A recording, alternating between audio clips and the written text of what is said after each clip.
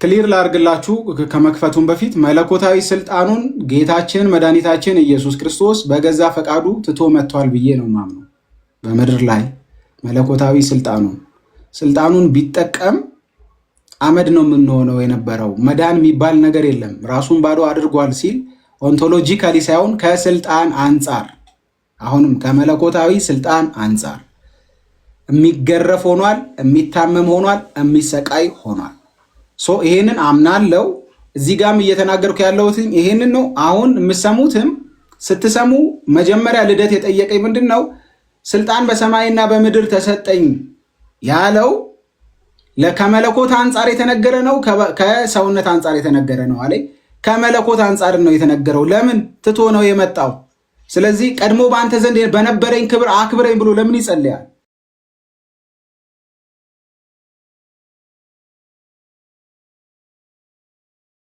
በአንድ እኔነት ውስጥ እንደተገለጡ ማምናለሁ።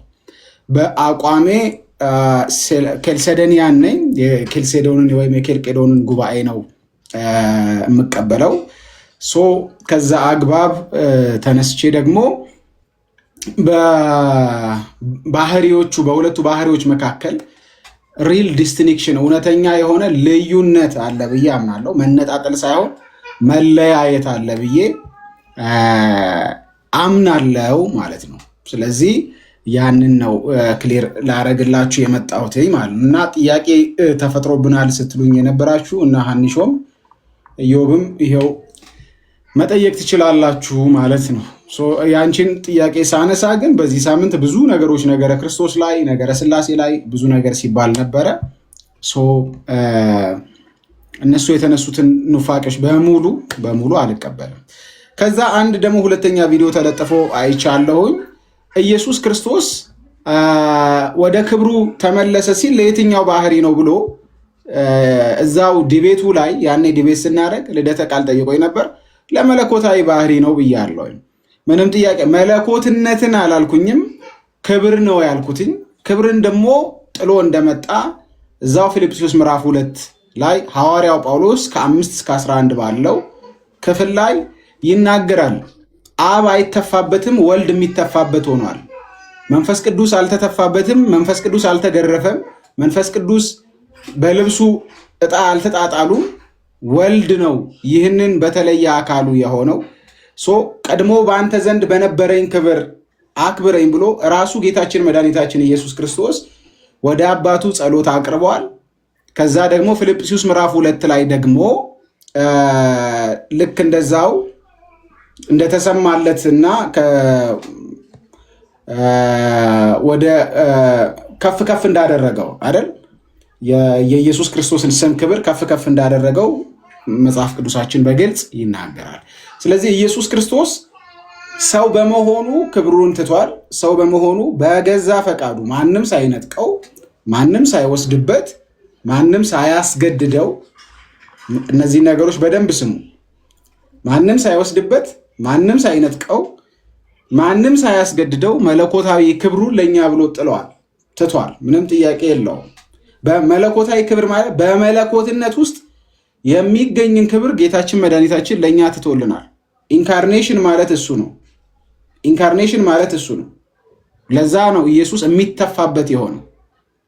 የሚተፋበት የሆነው ዩሲ መከራ የሚቀበል የሆነው የሚታመም የሆነው። ስለዚህ ሳሚ በምድር ላይ ሳለ አምላክነቱን ትቶ ነው ማለት ነው። አምላክነት አላልኩ፣ መለኮታዊ ክብር ስትሰሙ በደንብ ስሙ። አምላክነት የሚተው የሚቆራረጥ ምናምን ነገር አይደለም። ዲቫይን ዲስኮንቲኒቲ የሚባል ነገር የለም። በዲቫይን ላንጉጅ ውስጥ በመለኮት ቋንቋ ውስጥ መለኮትነት የሚተው አይደለም። ሰው ሲሆን ግን ራሱን አሳንሷል፣ ራሱን አዋርዷል። የባሪያ መልክ ያዘ ነው የሚለው መጽሐፍ ቅዱሳችን። የባሪያ መልክ ያዘ። ፊልጵስዩስ ምዕራፍ 2 ከ5 እስከ 11 ስናነብ የባሪያ መልክ ያዘ፣ መተካከልን እንደ መቀማት ሳይቆጥር ብሎ ያነሰዋል። ከአብና ከመንፈስ ቅዱስ ጋር መተካከልን እንደ መቀማት ሳይቆጥር። ስለዚህ ክብሩን ትቶልናል። ምንም ጥያቄ የለውም። መለኮታዊ ክብር ስንል ምን ማለት ነው መሰላችሁ? አሁንም ማለት ነው መለኮታዊ ክብር ስንል በደንብ ስሙ። መለኮትነት አይደለም። መለኮትነት የሚተው ጉዳይ አይደለም። ኢሴንሻሊ በኤሰንስ ደረጃ እሱ መለኮትነቱን አልተወም፣ ሊተውም አይችልም። ነገር ግን ደግሞ በመለኮትነት ውስጥ ያለን ክብር ለምሳሌ ቅድም እንዳልኳችሁ ኮምፓራቲቭሊ አብንና መንፈስ ቅዱስን የሥላሴ ሶስት አካላት ከወልድ ጋራ አብ፣ ወልድ፣ መንፈስ ቅዱስ ናቸው አይደል? የሥላሴ ሶስት አካላት ዘትራይ ዩኒየን ጋር የምንለው ስሉስ አህዱ አምላክ የምንለው አብን ወልድንና መንፈስ ቅዱስን ይዘን ነው። በተለየ አካሉ ወልድ ነው ሰው የሆነው ኢንካርኔት ያደረገው። በተለየ አካሉ ወልድ ኢንካርኔት ሲያደርግ አብና መንፈስ ቅዱስ ኢንካርኔት ስላላደረጉ ወልድ የሚታመም ሆነ ባህሪ ሰብን ስለያዘ ከመታመም በላይ ውርደትና ክብር ማጣት የለም። ሰው ከመሆን በላይ የባሪያን መልክ ከመያዝ በላይ ላንብብላችሁ ፊልጵስዩስ ምዕራፍ 2 ምን እንደሚል ማለት ነው። ላንብብላችሁ ፊልጵስዩስ ምዕራፍ 2 ከ5 እስከ 11 ላንብብላችሁ። አሁንም የገባችሁ ወገኖች ሰላም ብያለሁኝ። ኤሉ ብሮ ሁላችሁ እንደ ወጣህ እንደ ሰላምታ ላቀርብ ስለ እሺ ፊልጵስዩስ ምዕራፍ 2ን ላንብብላችሁ። አጽናንቶኛል ባድማ ህይወቴ። እሺ ከ5 እስከ 11 በጣም የምወደው ቴክስት ነው ዋይዘወይ። እሺ በክርስቶስ ኢየሱስ የነበረ ይህ ሐሳብ በእናንተ ዘንድ ደግሞ ይሁን። እርሱ በእግዚአብሔር መልክ ሲኖር ሳለ መለኮት ሆኖ ሳለ ማለት ነው። በእግዚአብሔር መልክ ሆኖ ሳለ ማለት መለኮት ሆኖ ሳለ ማለት ነው። እሺ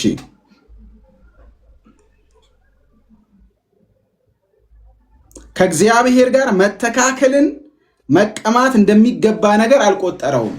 ከእግዚአብሔር ጋር መተካከል የሚለውን ኢኳሊቲ ውዝ ጋድ ነው። ከመለኮት ከእግዚአብሔር ጋር መተካከልን ወይም አንድ ዲቫይን ኤሰንስ እያለው ከአብና ከመንፈስ ቅዱስ ጋር አንድ ዲቫይን ኤሰንስ እያለው እንደ መቀማት አልቆጠረውም ሲል አሁን ኦንቶሎጂካሊ ኬኖሲስ አድርጓል ወይም በመለኮታዊ ባህሪው ራሱን ባዶ አድርጓል ብለው እንደሚተረጉሙት አይደለም። እንቀጥለው ምን እንደሚል እናየዋለን። ከእግዚአብሔር ጋር መተካከል እንደሚገባ ነገር አልቆጠረም፣ ነገር ግን ይልና የባሪያን መልክ ይዞ ይህንን ኢየሱስ ክርስቶስ ገንዘብ ያደረገውን ሁለተኛ ባህሪውን የባሪያ መልክ ይለዋል መጽሐፍ ቅዱሳችን። አይሰማችሁም እንዴ ጋይስ? ተጋብቻ ነው ወጣ ግባ ቶኒ ወይ አንተ ጋር ይሆናል ይሰማል። ሌሎቻችሁ ታብታብ እያደረጋችሁ ሼር ኮፒ ሊንክ እያደረጋችሁ እስኪ ታብታብ ኮፒ ሊንክ ምናምን አድርጉ። አንዳንድ ቴዎሎጂዎቻችን የፕሮቴስታንቱ ከኦርቶዶክሱ ስለሚለይ እሱንም ባገናዘበ መልኩ በዋናነት አሁን እኔ እያብራራ ያለሁትኝ በተለይ ለፕሮቴስታንት ወገኖቻችን ነው። ኦርቶዶክሳውያኖቹ ለፖለቲካም ለምንም ብትጠቀሙትም ያለን ራሱ ትልልቅ ኢሴንሻል ልዩነቶች አለ። ክርስቶሎጂ ላይ ትልልቅ ልዩነቶች አሉ። ከኔቸር አንጻር ከፐርሰን አንጻር የምናነሳቸው ነገሮች አሉ። እኛ 1% 2 ኔቸር ነው የምናምነው፣ እነሱ ደግሞ 1% 1 ኔቸር ነው የሚያምኑ። እሱን ልዩነት ባገናዘበ መልኩ ነው እያወራው ያለሁትኝ ማለት ነው። ኦኬ ልቀጥል ቴክስቱን። የባሪያ መልክ ይለዋል። መጀመሪያ የባሪያን መልክ ያዘ ይለዋል። ይህንን ሂውመን ኔቸር የባሪያ መልክ ብሎ ይጠራዋል። በእግዚአብሔር መልክ ሲኖር ሳለ ከእግዚአብሔር ጋር መተካከልን መቀማት እንደሚገባ ነገር አልቆጠረውም። ነገር ግን የባሪያን መልክ ይዞ በሰውም ምሳሌ ሆኖ ራሱን ባዶ አደረገ፣ በምስሉም እንደ ሰው ተገኝቶ ራሱን አዋረደ፣ ለሞትም ይኸውም የመስቀል ሞት እንኳ የታዘዘ ሆነ። በዚህ ምክንያት ደግሞ እግዚአብሔር ያለ ልክ ከፍ ከፍ አደረገው፣ ከስምም ሁሉ በላይ ያለውን ስም ሰጠው። ይህም በሰማይና በምድር ከምድርም በታች ያሉትን ሁሉ በኢየሱስ ስም ይንበረከኩ ዘንድ መላስም ሁሉ ለእግዚአብሔር አብ ክብር ኢየሱስ ክርስቶስ ጌታ እንደሆነ ይመሰክር ዘንድ ነው ይላል። ስለዚህ እዚህ ጋራ ኦንቶሎጂካል ኬኖሲስን አይደለም የሚያወራው። ነገር ግን ደግሞ የባሪያን መልክ ሲይዝ እንደገና የሰውን የባሪያ መልክ ተብሎ የተጠራውን የሰውን ኔቸር አሲዩም ሲያደርግ ከድንግል አስዩም ሲያደርግ ወይም ሲነሳ የያዘው ይሄ ባህሪ የባሪያ መልክ ነው፣ የሚታመም ነው፣ ስቁይ ነው፣ መዋቲ ነው፣ መከራ ተቀባይ ነው። ይሲ ስለዚህ የማይሞተው የሚሞት ሆነ፣ የማይወሰነው የሚወሰን ሆነ ከድንግል በነሳው ስጋ አማካኝነት ማለት ነው። መከራ የሚቀበል ሆነ፣ የብዙዎችን መከራ የሚያርቀው እርሱ መከራ የሚቀበል ሆነ። ተሰደበ፣ ተናቀ፣ ተተፋበት። ኢሳይያስ 53 ሙሉን ስታነቡት የኢየሱስ ክርስቶስን ሕማማት ነው የሚያወራው። በዛ ከተያዘበት ቀን ጀምሮ እስከ ስቅለቱ ድረስ ያለውን ሕማም ነው የሚያወራው። ያንን ሁሉ ጸጥ ብሎ ጠጣ፣ ለእኛ ሲል መከራውን ኤቭሪቲንግ ተቀበለ። ይሄ ባይት ሰልፍ ለመለኮት ውርደት ነው።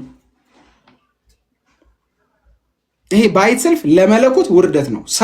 ሰው መሆኑ ሳያንስ የሚመታ አምላክ፣ የሚሰቃይ አምላክ፣ የሚታመም አምላክ፣ የሚጨነቅ አምላክ፣ የሚያነባ አምላክ ሆነ ለእኛ ብሎ ዛስት። ይሄንን በጣም ግሬትፉል የመሆንበት ነገር ነው ባይዘው ይሄ ነገር ማለት ነው። ግን እዚህ ጋር ስንመጣ ሁለቱን ባህሪዎች በደንብ ክሊርሊ እናስቀምጣለን ማለት ነው።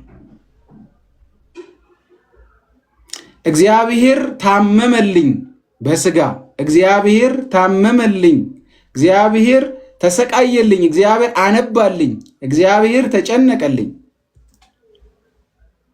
ዩሲ ይሄ የሆነው ግን በማን በኩል ነው? ገንዘብ ባደረገው በስጋው በኩል ነው ይሄ ሁሉ የሆነው። ለዛ ነው አምላክ በስጋ እንላለን። አያችሁ፣ እኛ በዴስቲኔሽን እናስቀምጠዋለን። ቅድምም ስል ነበረ በሁለቱ ባህሪያቶች መካከል ደግሞ መገነዛዘብም አለ ብለን እናምናለን። ኮሚኒካቶ ኢዲዮማተም የምንለው እሱን ነው። ኮሚኒካቶ ኢዲዮማተም ማለት ሁለቱ አትሪቢዩቶች አንደኛውን ገንዘብ አድርገዋል። የመለኮት ባህሪ አንድ እኔነት ስላለ ከአንድ ሃይፖስተሲስ የተነሳ የሰውነትን ባህሪ ገንዘብ አድርጓል። መለኮት አይራብም። መራብ የሰውነት ባህሪ ነው። መለኮት ግን ከአንዱ ከመለኮታዊ እኔነት የተነሳ የሰውን ባህሪ ገንዘብ አድርጎ አምላክ በስጋ ተራበ እንላለን። መነጣጠል ስለሌለ ማለት ነው። እነዛን አራት መጠበቂያዎች በያዘ መልኩ አራቱ መጠበቂያዎች ባይዘወይ አለመለያየትና አለመነጣጠልን ብቻ አይደለም ባይዘወይ ንስጥሮሳዊን ትምህርት ብቻ አይደለም ባይዘወይ ዲፌንድ የሚያደርጉት አራቱ መጠበቂያዎች። ሁለቱ ንስጥሮሳዊ እሳቤን ነው፣ ሁለቱ ደግሞ አውጣኪያዊ እሳቤን ነው። አለመዋዋጥና አለመጠፋፋትን ማለት ነው። ዊዛውት ኮንፊውዥን እና ደግሞ ዊዛውት ሴፓሬሽን ዊዛውት ዲቪዥን እያለን የምናነሳቸው አራቱን መጠበቂያዎች ሁለቱ መዋዋጥን እና መጠፋፋትን አውጣኪያዊ የሆነውን ትምህርት ለመምታት ነው። ሁለቱ ደግሞ መጠበቂያዎች ንስጥሮሳዊ የሆነውን መነጣጠልን፣ መለያየትን ዲፌንድ ለማድረግ ነው ማለት ነው። መለኮታዊ ክብሩን አጥቷል ኢየሱስ ክርስቶስ ኢንካርኔት ሲያደርግ። ይህንን መልሶ ያገኘው ድህረ ትንሣኤ ነው። አሁን ኢየሱስ ክርስቶስ ቀድሞ እዚህ ባለው ክብር አይደለም ያለው። ይሄ እኮ ምንም ግልጽ ነገር ነው። በምድር ላይ ያለ መለኮታዊ ክብሩን አጥቷል። ታዲያ መለኮታዊ ክብር ቢኖረው አንተ ትቀርበዋለን? እሳት እኮ ነው። መለኮታዊ ባህሪውን ትቶታል በገዛ እጁ። ማንም ወስዶበት አይደለም። አሁንም ደጋግሜ ልበል፣ ማንም ወስዶበት ማንም ቀምቶታል። እኛ እንደዚህ ነው ክርስቶሎጂን የምንረዳው። ባይዘ ዶንጌ ሰርፕራይዝ። እናንተ ራሳችሁ አምላክ እንዴት ሊዋረድ ሊተፋበት ይችላል? ይህን አይከን ቻሌንጅ ዩ ባክ ማለት ነው። ሶ አሁን መሞገት የምትችሉ ሰዎችን አስገባለሁ። ልጠይቁ ብቻ ሳይሆን ልትጠየቁም ነው የምትገቡት ማለት ነው። በእኔ በኩል ይሄንን ክላሪቲ አንስቻለሁ። ሁለት ነገሮች ለምሳሌ አይ ቲንክ ቪዲዮ ያያችሁት ሁለት ነገር ነው። አንደኛው ያያችሁት ቪዲዮ ከኔቸር አንጻር ከኔቸር ዲስቲንክሽን አንጻር የመጀመሪያው አምልኮን በመቀበል ረገድ ለአንዱ ለስግው ቃል አምልኮ ቀርቧል። አምልኮን ግን ስግው ቃል ወይም ሰውነቱ የተቀበለው ወይም የሰውነት ባህሪው የተቀበለው ሰውነት ባይ ኢትሰልፍ ወይም የሰው ምንነት ወይም የሂዩመን ግብረ ባህሪ አይደለም ብያለሁ። አምልኮ መቀበል የሰው ግብረ ባህሪ አይደለም። ገንዘቡ ያደረገው ሰው አምልኮን የተቀበለው በመለኮታዊ ባህሪው አማካኝነት ነው ብያለሁ። በቀጥታ ያያችሁት ቪዲዮ ላይ ያ ሕፃን አምልኮ ተቀብሏል። ከድንግል የተወለደው ሕፃን አምልኮ ተቀብሏል። አምልኮ የተቀበለው ግን ከመለኮታዊ ባህሪው የተነሳ ነው። ስለዚህ ለአንዱ ለክርስቶስ ነው የምንሰግደው፣ ለአንዱ ለክርስቶስ ነው አምልኮ የምናቀርበው።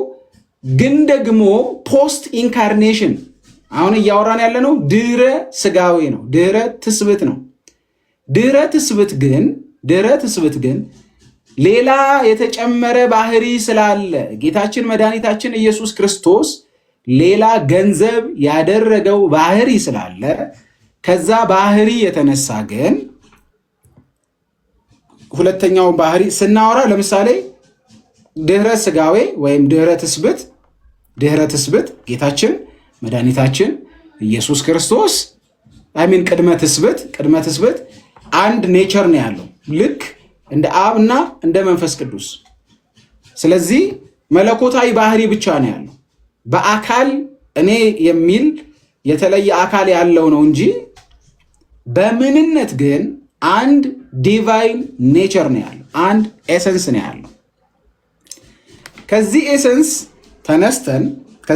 ተነስተን አሲዩም ያደረገው የድንግል ማርያምን ከድንግል ማርያም አሲዩም ያደረገው ሰውነት ግን ወይም የነሳው ስጋ ግን አምልኮን የሚቀበል ሆኗል። አምልኮን የሚቀበል የሆነው ግን ከመለኮታዊ ባህሪው የተነሳ እንጂ ለሰው አምልኮ አናቀርብም። በቃ ይሄ እኮ ግልጽ ነው። ኢየሱስ ክርስቶስ ሲወለድ ለዛ ብላቴናም አምልኮ ቀርበዋል ነው የሚለው። ባይዘወይ አልተቀበለም አይልም ቪዲዮ ማለት ነው። አሁን ላሰማችሁ እችላለሁ ከፈለጋችሁ። አልተቀበለም አይልም። ነገር ግን ከመለኮታዊ ባህሪው የተነሳ ነው ዛት ሴት ለመለኮትነቱ የቀረበ የሚለው ሰውነቱ አልተቀበለም የሚል አይደለም። ነገር ግን ከመለኮታዊ ባህሪው የተነሳ ለአንዱ ለስግው ቃል አምልኮ እናቀርባለን። ለምን? አምልኮ የሚቀርበው ለመለኮት ስለሆነ፣ አምልኮ ለሰው ስለማይቀርብ። ዛት ሴት አንደኛው ይሄን ይመስላል። ሁለተኛው ደግሞ የተነሳው ሐሳብ ላይ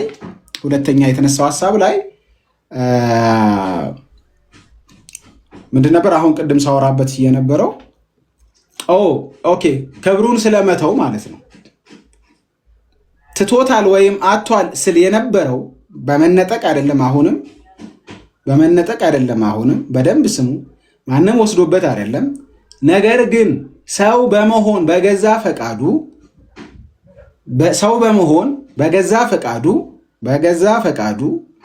በደንብ ስሙኝ። ሰው በመሆን በገዛ ፈቃዱ ኢየሱስ ክርስቶስ መለኮታዊ ክብሩን ትቷል።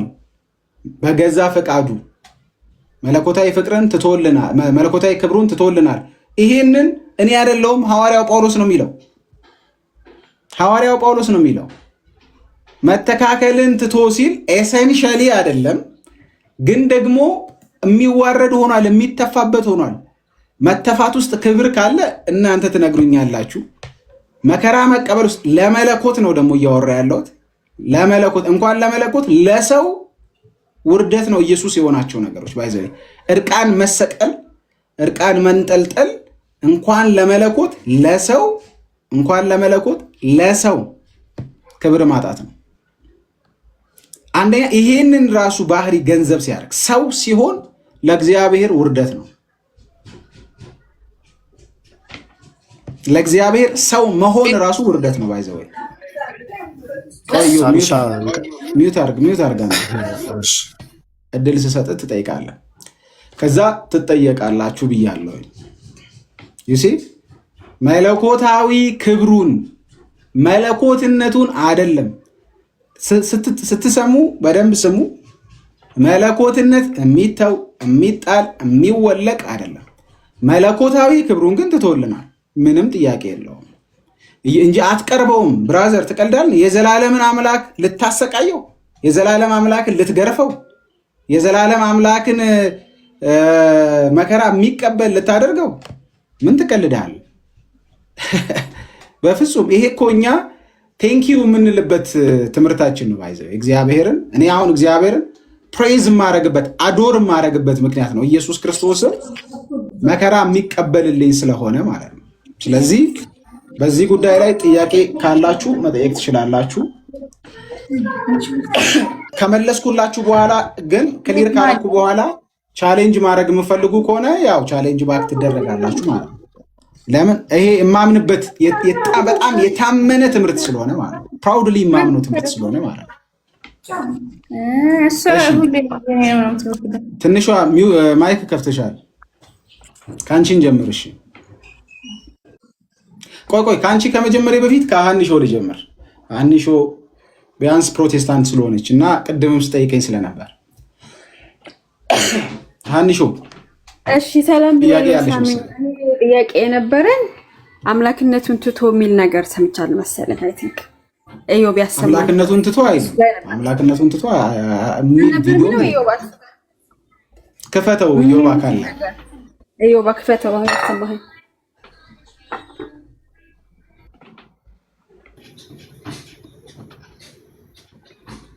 እሺ እንትን ኦኬ ሲኛው ላይ ለማፈን አሁን በደንብ ስሙ። እሺ የተቆረጠ ተባረክ በደንብ ስሙ። አሁን በደንብ ነው ያልኩት ማለት ነው።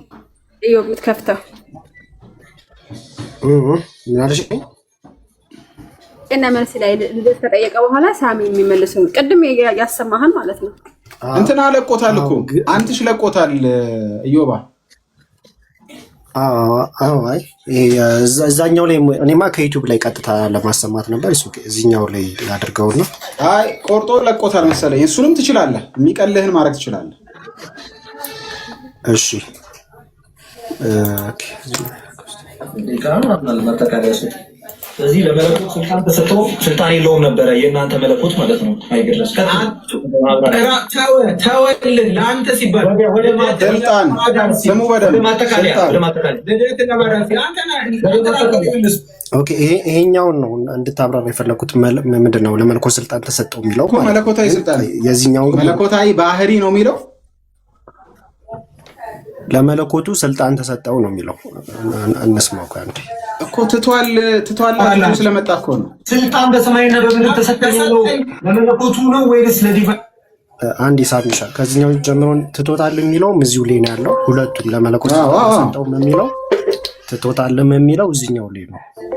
እሺ 47 ሰከንድ ነች እንስማ። እሺ አላልሽም። ስልጣን በሰማይና በምድር ተሰጠኝ ነው ለመለኮቱ ነው ወይስ ለዲቫይን ኔቸር ለሂውማን ኔቸር? ለመለኮቱ ነው አልኩ። ለመለኮቱ ነው ስልጣን በሰማይና በምድር ለመለኮቱ ነው። አዎ ስለዚህ መለኮት ከዚህ ስልጣን አልነበረውም ማለት ነው። ስልጣን አይደለም ትቶ የመጣው ስለዚህ መለኮት ሎጎስ ቃል በምድር ላይ ሲያደርግ የኔ ሰዓት ነው። የኔ ሰዓት ነው። የኔ ሰዓት ነው። ይሄ ነው ስልጣን የተሰጠው ለመለኮት ነው የሚለው ነው። ሁለተኛ ደግሞ ያ እኮ መለኮታዊ አሁን እዚህ ውስጥ መለኮትነት አቷል ይላል እንዴ? መለኮታዊ ስልጣንና መለኮትነትን አንድ አድርጋችሁ ነው የምትረዱት? አንዴ የሚለውን ነገር አይ እኮ ስልጣን መለኮታዊ ስልጣን ነው ታዲያ ትቶ መጣ የሚለው አይደል እንዴ? ቪዲዮ እንደዛ ነው የሚለው። መጀመሪያ ቪዲዮ ላይ እንስማማ። ያ መለኮትነት ትቶ ይላል። እዩ በከፈተው ቪዲዮ ላይ ሁለት ጥያቄ ነው ያለኝ። እንደገና ክፈተውና ሶሪ እዮባ ላስቸግረ አይ በመጀመሪያ ሀኒሾ ስትሰሚ ማለት ነው መለኮትነትን ነው ያልሽው አይደል? መለኮትነትን ነው የሚለው መለኮታዊ ስልጣን ነው የሚለው ምንም ኮንሴፕቹዋሊ በጣም ስለሚለያይ ነው። ሳቢሻ ከመጀመሪያው ጀምረን የእሷን ጥያቄ እየተመለሰ ይመጣል ብዬ አስባለሁ። የክፍሉ እኮ ቆይ አይደለም ኢዮቤ፣ አንተ ቪዲዮ ብቻ ነው የምትከፍተው። አንዴ ከሀና ጋር ነው እያወራን ያለ ነው። አንተ ቪዲዮ መክፈት ብቻ ነው የምትችለው። በራስህ ተራ ደግሞ ታወራለህ። አሁን ከሀኒሾ ጋር ሀኒሾ አሁን የሰማሽው ቪዲዮ ላይ መጀመሪያ በጠየቅሽው አይነት ጥያቄ መሰረት መለኮትነትን ነው የሚለው ወይስ የመለኮት ስልጣን ነው የሚለው? አሁን የሰማሁት የመለኮት ስልጣን ነው የሚል ነው የሰማሁት። ግን ይደገም አንዴ በድምጽ እሺ፣ ድገመው። እሺ፣ ዳጸ ልሳን ምናምን የምትሉ ሰዎች ዳጸ ልሳን አይደለም። አሁንም በጠይቁ የምመልሰውን ነገር ነው ባይዘው ያወራሁት እና እስታበር ነው እኛ አይደለም። እኔ ለምሳሌ መቼለታ በዳጸ ልሳን የሴፓሬሽን የምትል ቃል ተጠቅሜ ያለው ብዬ ነግሬያችሁ ነበር የዛሬ ዓመት የሰራሁት ቪዲዮ ላይ። አሁን እሱ ዳጸ ልሳን ነው የማላምንበት ነው። በዲቫይን ፐርሰን መካከል በስሪ ዲቫይን ፐርሰን መካከል መነጣጠል አለ ብዬ አላምንም። ሶ እዛ ውስጥ በዳጸ ልሳን ተናግሬያለሁ ብዬ ነግሬያቸዋለሁ። አሁን ግን እማምንበት ነገር ነው። በዳጸ ልሳን ቢሆን ያን ያህል አይከብደኝም እና ዳጸ ልሳን አይደለም እማምንበት ነገር ነው። ሶ በደንብ ስሙ። እሺ ከዩቲዩብ ነው አንቺ ከዩቲዩብ ላይ ደስ ካለ ከዩቲዩብ ላይ እሺ የኔ ሰዓት አውጣና ብብልኝ በክርስቶስ ኢትስ ፉሊሽ አውጣና አንብበው። ፉሊሽነቱ መሆን አለመሆኑ ስታነበው አውጣና አንብበው። ምን ለማንበብ ተራ እግዚአብሔር ቃል አፌስ ላይ ያለው ምን በነፃኑ ሰገዱለት ያልከውን አውጣና አንብበው። ኦኬ እሺ፣ ይሄኛው ሰገዱለት ነው። አይ ቲንክ ደቂቃው እዚህኛው ችግር የለም። ከዚህ ስልጣን በሰማይና በምድር ተሰጠኝ ነው ለመለኮቱ ነው ወይስ ለዲቫይን ኔቸር ለሂውማን ኔቸር? ለመለኮቱ ነው አልኩ። ለመለኮቱ ነው ስልጣን በሰማይና በምድር ለመለኮቱ ነው። አዎ፣ ስለዚህ መለኮት ከዚህ ስልጣን አልነበረውም ማለት ነው። ስልጣን አይደለም እና ትቶ የመጣው ስለዚህ መለኮት ሎጎስ ቃል በምድር ላይ ወሰደ። የኔ ሰዓት ነው የኔ ሰዓት ማለት ነው። እንትን ነው የሚሆነው መረባብሽ ነው። ዞሮ ዞሮ ትቶት ነው የመጣው ይላል። ትቶ ነው የመጣው የሚል መለኮትነት የሚተው ነው ወይ ነው? ሳሚ ጥያቄ ብቻ ናት። መለኮትነትን ትቶ አይልም ስልጣን ነው የሚለው። ወገኖች አይሰማችሁም እንዴ? ስልጣን የመለኮትነት ስልጣን አይደል እያለ ያለው መለኮት ነው እያለ የነበረው። ግን እኔ የሰማሁት መለኮት ነው። ተሳስቻለሁ። ኮመንት ለጻፉልኝ ሳሚ ስልጣን ነው እያለ ያለው ስለ ስልጣን ነው የሚያወራው። ይሄው እኔ ልክፈትላችሁ። ኦኬ ይሄው እንትን አዩባ ለቆታል እኮ መለኮትነትማ እንዴት ይተዋል? መለኮትነት ይተዋል ብዬ አላምንም እኔ በፍጹም። እና ደግሞ እዚህም ቪዲዮ ላይ እንደዛ አይደለም ማለት ነው የሚለው ባይዘው መለኮታዊ ስልጣንን አንሾ ስትሰሚ ለእንትን አትስሚ፣ በደንብ ክሊርሊ ስሚ። ለአንቺ ስለሆነ የማስረዳትም እንትን ያለኝ ማለት ነው። ከዛ ላሰማችሁ በክርስቶስ ኢየሱስ የነበረው አስተሳሰብ በእናንተም ዘንድ ይሁን። እርሱ በባህሪው አማርያም አለ። እኔም ልክፈትላችሁ። አንትሽ ላይ እኮ የተቆረጠው አለልህ ዮባ። አሁን ያሰማሁት እሱን ነው። ኦኬ እኔ ለከፍቼ ላሰማችሁ።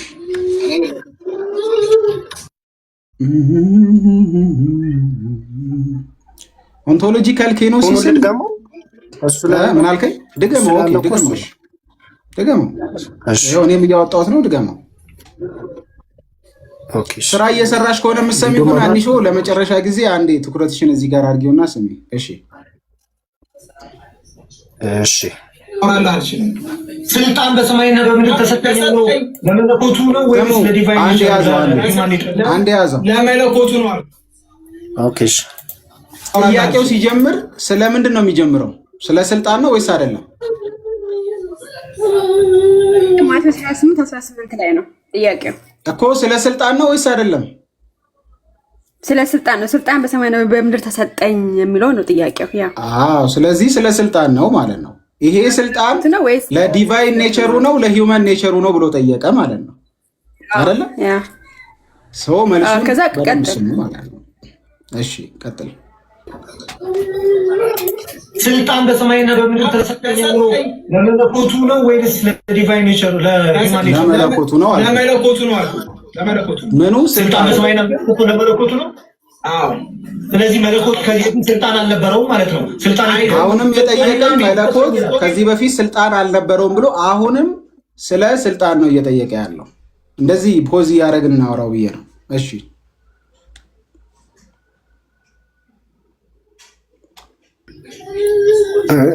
አለቀ በቃ ማለት ትቶት ነው የመጣ ይላል እኮ ምኑን ነው ትቶት መጣ የሚለው እኔ ላሰማችሁ ፖዝ እያደረኩ ኦኬ እኔ ፖዝ እያደረኩ ላሰማችሁ። መጀመሪያ ጥያቄውን ሲጠይቅ ማቴዎስ ላይ ሄዶ ስልጣን በሰማይና በምድር ተሰጠኝ ይላል። ስለ ስልጣን እንጂ ስለ አትሪቢዩት አይደለም። እዚህ ጋር እንግዲህ ስልጣንንና አትሪቢዩትን አንድ ላይ አሚን ኤሰንስን ሶሪ አትሪቢዩት አልኩኝ። ስልጣን አትሪቢዩት ነው። መለኮትነት ደግሞ ባህሪ ነው፣ ኤሰንስ ነው። ስለ ኤሰንስ ነው ወይስ ስለ ስልጣን ነው የሚያወራው የሚለውን በደንብ ስሙ። ስልጣን ተሰጠኝ የሚለው ለመለኮት ነው ለሰው ነው ብሎ ከባህሪ አንጻር እየጠየቀ ነው ያለው። ያንን የሚለውማ ኦልሬዲ እኮ መለኮትም ሰውም የሆነው ነው። ከመለኮት አንጻር ነው የሚለው መለኮቱ እዛ ጋራ ባይኖር ኢየሱስ ጋራ ከመለኮት አንጻር ነው የተነገረው ላለው እንዴ? ስለዚህ በደንብ ስሙ። ከስልጣን አንጻር ነው እና በደንብ ስሙ። ምን ነበረ ቀድሞ በአብ ዘንድ የነበረው ክብር? ይሲ ምን ነበር በአብ ዘንድ ቀድሞ የነበረው ክብር? ይህንን የማታምኑ ከሆነ የእናንተ ክርስትና ክሊር ያልሆነ ክርስትና ነው ማለት ነው። ማናችሁም ብትሆኑ ማለት ነው። ማናችሁም ብትሆኑ ማለት ነው። ስለዚህ ስልጣኑን ትቶ መጥቷል ብዬ አምናለሁ። መለኮትነትን አይደለም መለኮታዊ ስልጣን ወይም በሌላ ቋንቋ ክብር ብለን መጠቀም እንችላለን። ይሲ መለኮትነትን ግን ተወ የሚል የለም። ትቶ መጥቷል ስል ስልጣኑን የጠየቀው መለኮት ነው የጠየቀው ነው እያልኩ ያለሁት። ዘ ዲቫይን ፐርሰን ስለሆነ ጌታችን መድኃኒታችን ኢየሱስ ክርስቶስ በመለኮትነቱ ሊያገኝ የሚገባውን ክብር ትቶ ነው የመጣው። ስለዚህ መልሰህ አክብረኝ ሲል መልሰህ የምትለዋ ራሱ ቀድሞ በአንተ ዘንድ የምትለዋ ራሱ ኢየሱስ ክርስቶስ ትቶ የመጣው ነገር እንዳለ ማሳያ ነው። ስለዚህ ያንን ነው እያወራ ያለው፣ ግብረ ባህሪውን ማለት ነው። ስልጣን ማለት ግብረ ባህሪውን ማለት ነው። ይህንን በደንብ ስሙ። ይህንን አንቺ መጀመሪያ ትቀበያለሽ። እዚህ ጋር አዲስ የሚሰጠው ስልጣን አለ እንዴ? ክርስቶስ ማለት አዲስ አላልኩኝም። ትቷል ያልኩሽ እኮ ነው እያልኩ ያለሁት። ጥያቄ ነው ከመለኮት ነው ለተቃል የጠየቀህን አንተ ደግሞ በመለኮት ብለሃል። በመለኮት ሌላ አዲስ ስልጣን ይሰጣል እንዴ? አልገባኝም ጥያቄው። ይሄ ስልጣኑ ሁሉ በሰማይና በምድር ተሰጠኝ የሚለው ቃል ለመለኮቱ ነው ወይስ ለሰውነቱ ነው አይደል? ጥያቄው ለመለኮትነቱ ነው ብያለሁ። መለኮት ሌላ አዲስ ስልጣን ይሰጣል ወይ የሚል ጥያቄ ነው። አዲስ ስልጣን እኮ አይደለም፣ አዲስ ስልጣን አይደለም። ቀድሞ በአንተ ዘንድ በነበረኝ ክብር ብሎ ጌታችን ጸልዮል አልጸለየም? አይ ጸልዮል። ጥያቄ እኮ ማቴዎስ 28:18 ነው። አይ ቲንክ የልደተቃል ጥያቄ አይደል እኮ። ስልጣንም በሰማይና በምድር ተሰጠኝ። ቆይ ስልጣንም በሰማይና በምድር ተሰጠኝ ስንል ይሄንን ባይዘው አሁን ከኦርቶዶክሳውያኖች ጋር ቢሆን መልሼ ይህንን ያለው በፍጹም ሰውነቱ ብቻ ነው። አሁን ኢዮቤ ስላለ እጠይቃቸዋለሁ ማለት ነው። በፍጹም ሰውነቱ ብቻ ነው ካሉ መነጣጠል የሚባል ነገር እነሱ ጋር አለ እንላለን። እኔ ደግሞ በኢየሱስ ክርስቶስ ስልጣን በሰማይና በምድር ተሰጠኝ ሲል ኢንካርኔት ያደረገው ስግው ቃል ነው ይህንን የተናገረው። ምንም ጥያቄ የለውም። አሁንም መገነዛዘብ ብያለው። ኮሚኒካቲዮ ኢዲዮማተም የሚለውን እንትን ማለት አለብን። ግን ዲስቲንክሽኑን ማሳየት ስለምፈልግ የሰውነትንና የመለኮቱን አብሰሊዩት ዲስቲንክሽን አለ ብዬ ስለማምን ማለት ነው። ኦኬ ትቶ መጥቶ የሚለው እንትን ካላችሁ አልተጠቀመም ብላችሁ መውሰድ ትችላላችሁ። ምናልባት የሳሚ ከታች እያነሳ ስለሆነ ዓላማው ግን ኢየሱስ ክርስቶስ መለኮታዊ ኦቶሪቲውን በምድር ላይ ኤክሰርሳይዝ አላደረገም ነው ዛሴት እንጂ አሁን ትቶ መጣ እንትን አለ ምናምን አይደለም። ግን በምድር ላይ ያለ ኢየሱስ ክርስቶስ መለኮታዊ ኦቶሪቲውን ኤክሰርሳይዝ አላደረገም። ስልጣን በሰማይና በምድር ተሰጠኝ ሲል እኔ እየተናገርኩኝ ያለሁትኝ ቀድሞ የለመነው ልመና አለ። በአንተ ዘንድ በነበረኝ ክብር አክብረኝ ብሎ ጌታችን ራሱ የዮሐንስ ወንጌል ምዕራፍ 17 ላይ ተማጽኖ አቅርበዋል። አንቺን ነው መልሼ የምጠይቀው። አሁን አንሾ ይሄኛውን ሐሳብ አንቺ ማታምኝበት ከሆነ ኢየሱስ ክርስቶስ ቀድሞ የነበረው ክብር በአባቱ ዘንድ ምንድን ነው? አባቱ ጋር እኩል ነው። ከአብ የሚነጠል አይደለም። ቀድሞ የነበረው ክብር ምንድን ነው ነው ያልኩት። ቀድሞ የነበረው ክብር መለኮት ነው፣ እግዚአብሔር ነው የቀድሞ ክብር። ታዲያ አቶት ነበር እንዴ እኮ? የኔም ጥያቄ እኮ እሱ ነው። አላጣውም እኮ የኔም ጥያቄ መለኮትነቱን። ኦኬ ኢየሱስ ታዲያ እዚህ ጋር ቀድሞ የነበረኝ ክብር ሲል አሁን የለም ማለት ነው አይደል? ቃል ስጋ ሲሆን ስጋን ገንዘብ አደረገ እንጂ ምንም የተለወጠ የተቀየረ ነገር የለም ነው ቃል። ያው አይደለም አንሾ ጥያቄ እንዴት መሰለሽ? ኢየሱስ ክርስቶስ አባት ሆይ ቀድሞ በአንተ ዘንድ በነበረኝ ክብር አክብረኝ ሲል አንደኛ ቀድሞ ብሏል፣ ሁለተኛ የነበረኝ የምትል ቃል ተጠቅሟል ስለ ክብሩ ሲናገር። ስለዚህ ቀድሞ የነበረ አሁን የሌለ ነገር ነው እያወራ ያለው ማለት ነው አይደል? እየጠየቀ ያለው ማለት ነው ጌታችን። ስግው ቃል ስለሆነ እኮ ነው ሰውነትን ገንዘብ ስላደረገ አይደል እኮ። ሰውነትን ገንዘብ በማድረጉ ምክንያት ምንድን ነው ያጣው? ቀድሞ የነበረው እኔ ምንም አጣ ብዬ አላምንም። ሳሚ ምንም አላጣም። ታዲያ ቀድሞ የነበረኝን ክብር ቆይ አንሹ ቀድሞ የነበረኝ ብሎ አሁን አክብረኝ ሲል ምን እያለ ነው ያለው ጌታችን? ቀድሞ በነበረኝ ክብር ቀድሞ የነበረው ክብር አውቄዋለሁ። የዮሐንስ ወንጌል አይደለም? ዮሐንስ ወንጌል ምዕራፍ 17 ቀድሞ የነበረው ክብር ማን እንደሚሉት ነው ያልከው ሳሚ?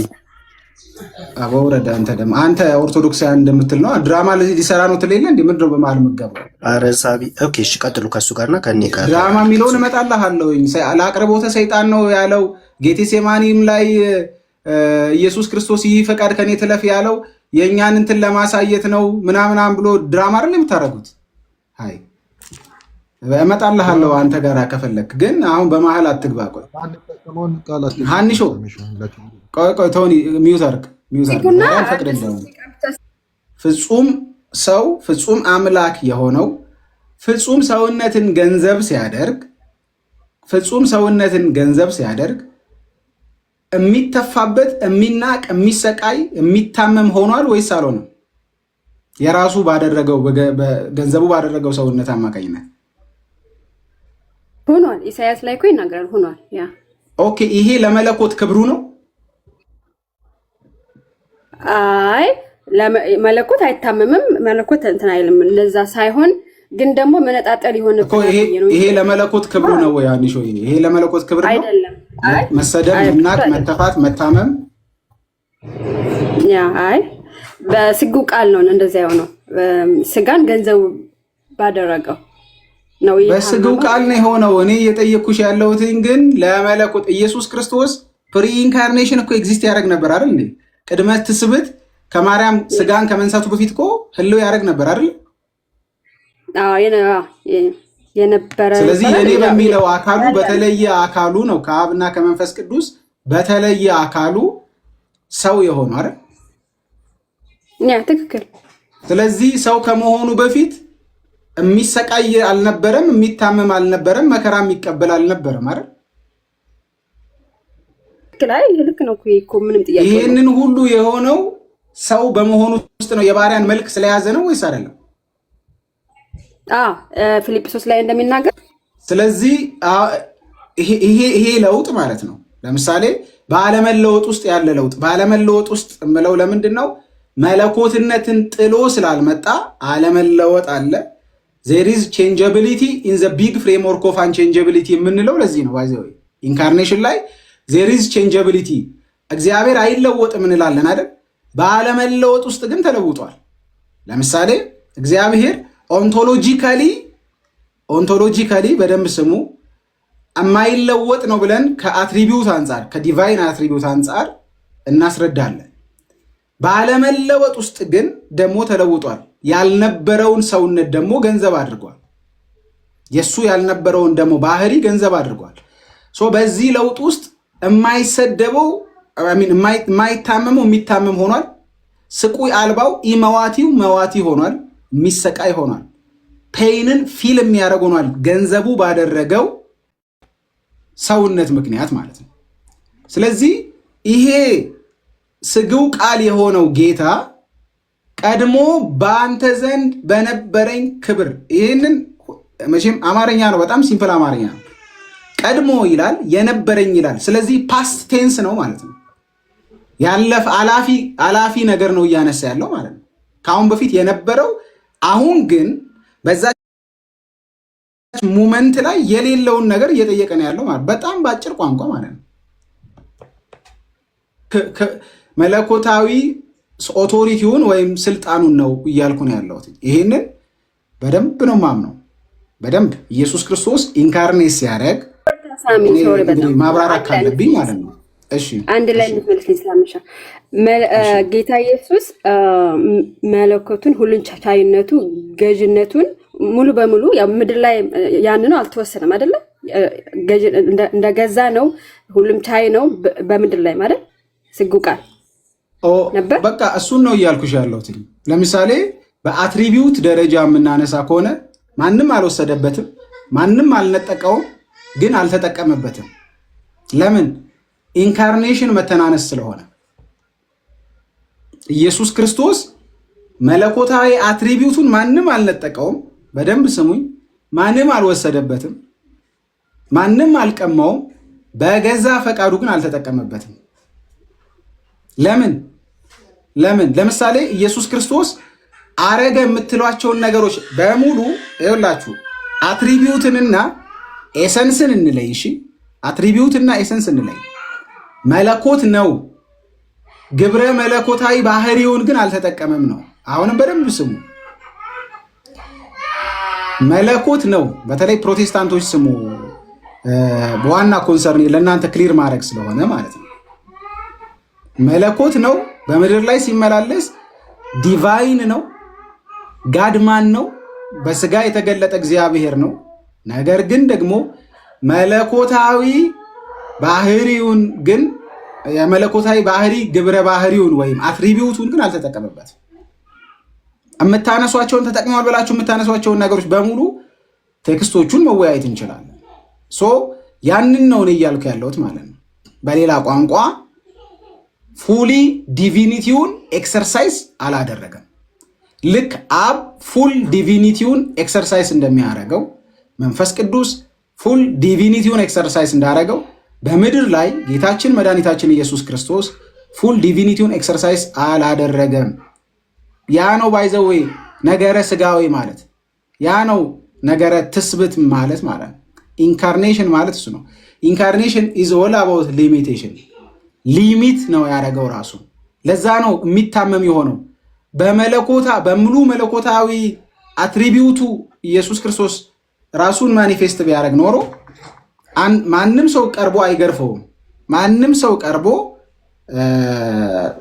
መከራ እንዲቀበል አያደርገውም። ዩሲ ስለዚህ ያንን እያልኩ ነው ያለሁት ማለት ነው። ስልጣን የሚለውን ያነሳሁት ለዛ ነው። ለመለኮት የተነገረ ነው ያልኩት ለዛ ነው። አሁን ግን ትንሽ ክሊር ሆኖልሻል ሀሳቤ? ታምኝበታለች ወይ ሳይሆን ሀሳቤን አግኝተሽዋል ወይ ማለት ነው? ግልጽ ነው። እኔ ቅድም የመሰለኝ መለኮቱን ትቶ እንደዛ ብሎ የሚያስተምሩ ስላሉ እንደዛ አይነት ነገር ያልክ ስለመሰለኝ ነው። ግን ደግሞ በምድር ላይም ሆኖ ኢቭን እንኳን በድንግል ማህፀን ተጸንሶም እያለ ሰማይና ምድርን የሚገዛ የሚጠብቅ ነው አይደል? ክርስቶስ እንደዛ ነው እንዴ? እሱ የኤሰንስ ነዋ። እኔ አሁን እኮ አልገባችሁም። አምልኮ ተቀብሏል እኮ ጌታችን፣ አምልኮ ቀርቦለታል እኮ። እሱ ባህሪ ነው። ግብረ ባህሪና ባህሪ ይለያያል ያልኩት ለዚህ ነው። ስንል ምን እያልን ያለ ነው? ግብረ ባህሪ ስንል ምን እያልን ያለ ነው? አሁን ቅድም ያልሻቸውን በሁሉ ቦታ መገኘት፣ ሁሉን ማወቅ፣ እንደገና ጥሩልኝ ኦምኒሸንሲ ሁሉን መቻል እነዚህ የምንላቸውን ነገሮች ማንም አልነጠቀውም። አሁንም በደንብ ስሙኝ።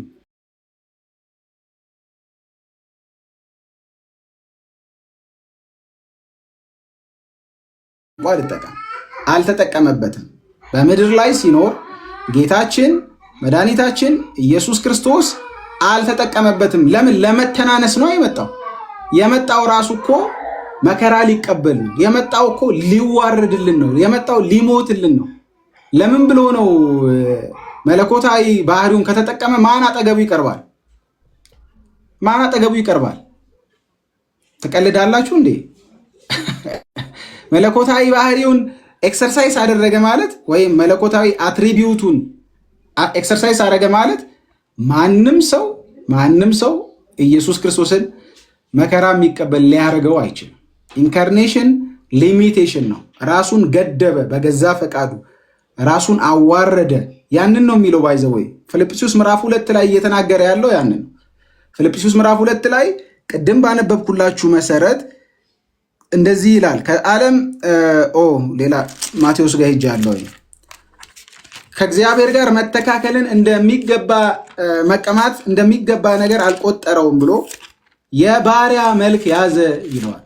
ዘቱ ኤክስትሪም በፉል ዲቪኒቲ ኔቸር ውስጥና አትሪቢዩት ውስጥ የሚኖረው ራሱን ገደበ፣ አሳነሰ እያለ ያንን በትህትና እንዳደረገው እስከ መስቀል ሞት የታዘዘ ሆነ ነው የሚለው። እኔ የማምነው ይሄንን ነው ማለት ነው። በዚህ ቻሌንጅ ሊያደርግ የሚፈልግ ሰው ካለ ዩ ኦል አር ዌልካም። ግን መለኮትነትን አጣ አልክ ምናምን የምትሉኝ ከሆነ የኔ ሐሳብ አይደለም። ደግማችሁ ቪዲዮውን ሰምታችሁ ነው። መለኮትነትን አላጣም፣ መለኮታዊ ስልጣኑን ግን አልተጠቀመም። የተጠቀመው መቼ ነው? ከትንሣኤ በኋላ ራሱ ጌታችን መድኃኒታችን ኢየሱስ ክርስቶስ አሁን ባለበት ክብርና ግርማ አሁን ኢየሱስን ማንም ሰው ሊያሰቃየው አይችልም። ማንም ሰው ሊተፋበት አይችልም። ማንም ሰው መከራን ሊጨምርበት አይችልም። አሁን ያለው ኢየሱስ የሚታወክ አይደለም። አሁን ያለው ኢየሱስ ቤት የሌለው ኢየሱስ አይደለም። ለቀበሮ ጉድጓድ ለወፎች ጎጆ አላቸው፣ የሰው ልጅ ራሱን የሚያስጠጋበት ግን የለውም ያለው ኢየሱስ አይደለም። አሁን በፉል ዲቫይን አትሪቢዩቱ ነው ያለው። አሁን ዮሐንስ አይቼው በፊቱ እንደሞተ ሰው ሆንኩ ያለው ነው ያለው። ይሄ ደግሞ በገዛ ፈቃዱ ይህንን አድርጎልናል። ለዛ ነው ክብርህን ትተህ ብለን የምናወራው። ለዛ ነው መተው የምንለው። ግን ከንትን ውጭ ማድረግ ሳይሆን አለመጠቀምን ማለት ነው። ይሄ ለእኔ የሆነ ለእኔ ለኃጢአተኛ የሆነ ትልቅ የመስቀል ምስጢር።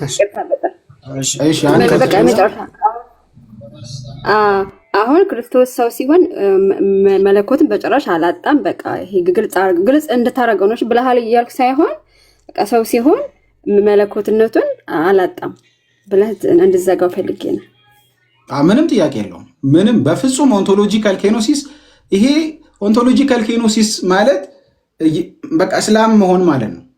ዲቫይን አልነበረም ማለት ከድንግል የተወለደው ፍጹም ሰው ፍጹም አምላክ አይደለም ማለት ለእኔ መስለም ነው ብዬ ነው የምወስደው። መስለም ነው። ለምን ኦንቶሎጂ የሚቆራረጥ አይደለም። መለኮትነት ዲስኮንቲኒቲ የለውም። የሆነ ሰዓት የሚወለቅ ለ30 ዓመት ከምናምን ከዛ በኋላ ደግሞ መልሶ መለኮት የሚኮን ነገር የለውም። ለምሳሌ ደጋግም የማነሳው ነገር አለ። የኦርቶዶክሲያኖች አዶር የማደርገው ቲዮሎጂ አፖፋቲክ ቲዮሎጂ ወይም ኔጋቲቭ ቲዮሎጂ የሚባለውን እግዚአብሔር ያልሆነውን ነገሮች የሚያጠና ስነ መለኮት ነው። የማይችላቸውን ነገሮች ቲዮሎጂካል ላንጉዌጅ ነው። የማይችላቸው ያልሆነው ስንል ከኢንኬፓቢሊቲ አንጻር ወይም ከኢምፖተንሲ አንጻር ሳይሆን ካለመቻል ከችሎታ መተናነስ አንጻር ሳይሆን ነገር ግን ደግሞ ከምንነቱ ወይም ከባህሪው በመነጨ መልኩ ማለት ነው። ከባህሪው በመነጨ መልኩ በደንብ ስሙኝ። ከባህሪው በመነጨ መልኩ እግዚአብሔር ለምሳሌ ኃጢአት አያደርግም ስንል ወይም ኃጢአት ማድረግ አይችልም ስንል ጋድ ካኖት ሲን ስንል እግዚአብሔር ኃጢአት ማድረግ አይችልም ስንል ኢንካፓብል ኦፍ ሲን ነው እያልን ሳይሆን ፍሮም ሂዝ ኔቸር ከባህሪው የተነሳ ኃጢአት ማድረግ አይችልም። ልክ እንደዚሁ እግዚአብሔርነትን ሊያጣውም እግዚአብሔርነትን ሊያወልቀው አይችልም። ለምን? ባህሪው ስለሆነ እግዚአብሔርነት ማለት ነው። ስለዚህ ዲቫይን ኤሰንስን አጥቷል ሳይሆን ዲቫይን አትሪቢዩቱን ግን አልተጠቀመም ብዬ አምናለሁ። ሶ ቀድሞ በአንተ ዘንድ በነበረኝ ክብር አክብረኝ ብሎ ያደረገው ልመና ያንን ነው ብዬ ነው እኔ የማምነው ማለት ነው። ድራማ አይደለም። ኢየሱስ ክርስቶስ በዛ ሞመንት ላይ ያልነበረው ኤክሰርሳይዝ እያደረገ ያልነበረው ነገር አለ። እሱን ደግሞ ለምኗል ወይም ሪኩዌስት አድርጓል ብዬ አምናለሁ። እሺ አንሾ ሌላ ያለሽ ጥያቄ ካለ አንድ የመጨረሻ ልቀበልና ከዛ ወደ ሌሎቹ እንሄዳለን። በቃ ጨርሻለሁ። ትቀጥሉ። እሺ ትንሿ አንዳችሁ ቅደሙ፣ ሶስታችሁ ተነጋገሩና ኦርቶዶክሳውያኖች ከዛ ደግሞ ወደ ፕሮቴስታንቶች ይመጣሉ። አይቅደዮ ወይ ብሩካውና ነው ባላወራል። እሺ ይሄ ከክብሩና ከስልጣኑ ጋር በተያያዘ ድምጽ ይሰማል አይደል? አዎ ይሰማል። ብሩኬ ክብሩን አልገለጠም ስትል ነበርና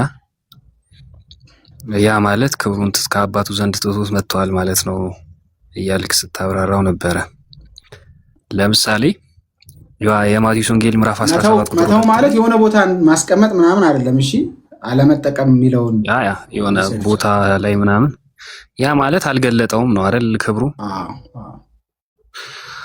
እሺ ማቴዎስ ወንጌል ምዕራፍ 17 ላይ በደብረ ታቦር የተገለጠው የቀደመ ክብሩን ማለት በዛን የነበሩ ሐዋርያቱ ለሐዋርያቱ የገለጣቸው ክብር አለ አይደል? ልብሱም እንደ ብርሃን ነጭ ሆነ ይላል። አትሪቢዩት እኮ ነው እያወራን ያለ ነው። እሱማ ሙሴም በተራራ ላይ እኮ ቁርበቱ ተለውጧል። ሲና ተራራ ላይ መለወጥ ነው እንዴ?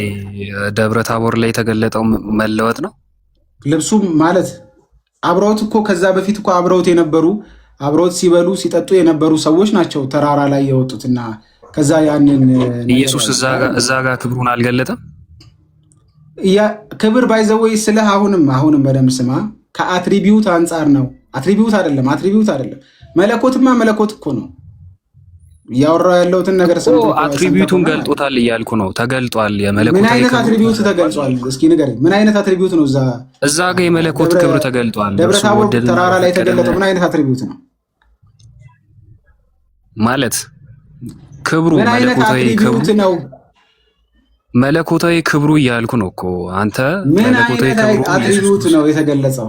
ሂዝ ዲቫይን እኮ ፎርኤቨር ኤንድ አፍተር እኮ ሂዝ ዲቫይን። ሶ ዋት አልተገለጠም መለኮታዊ ክብሩ።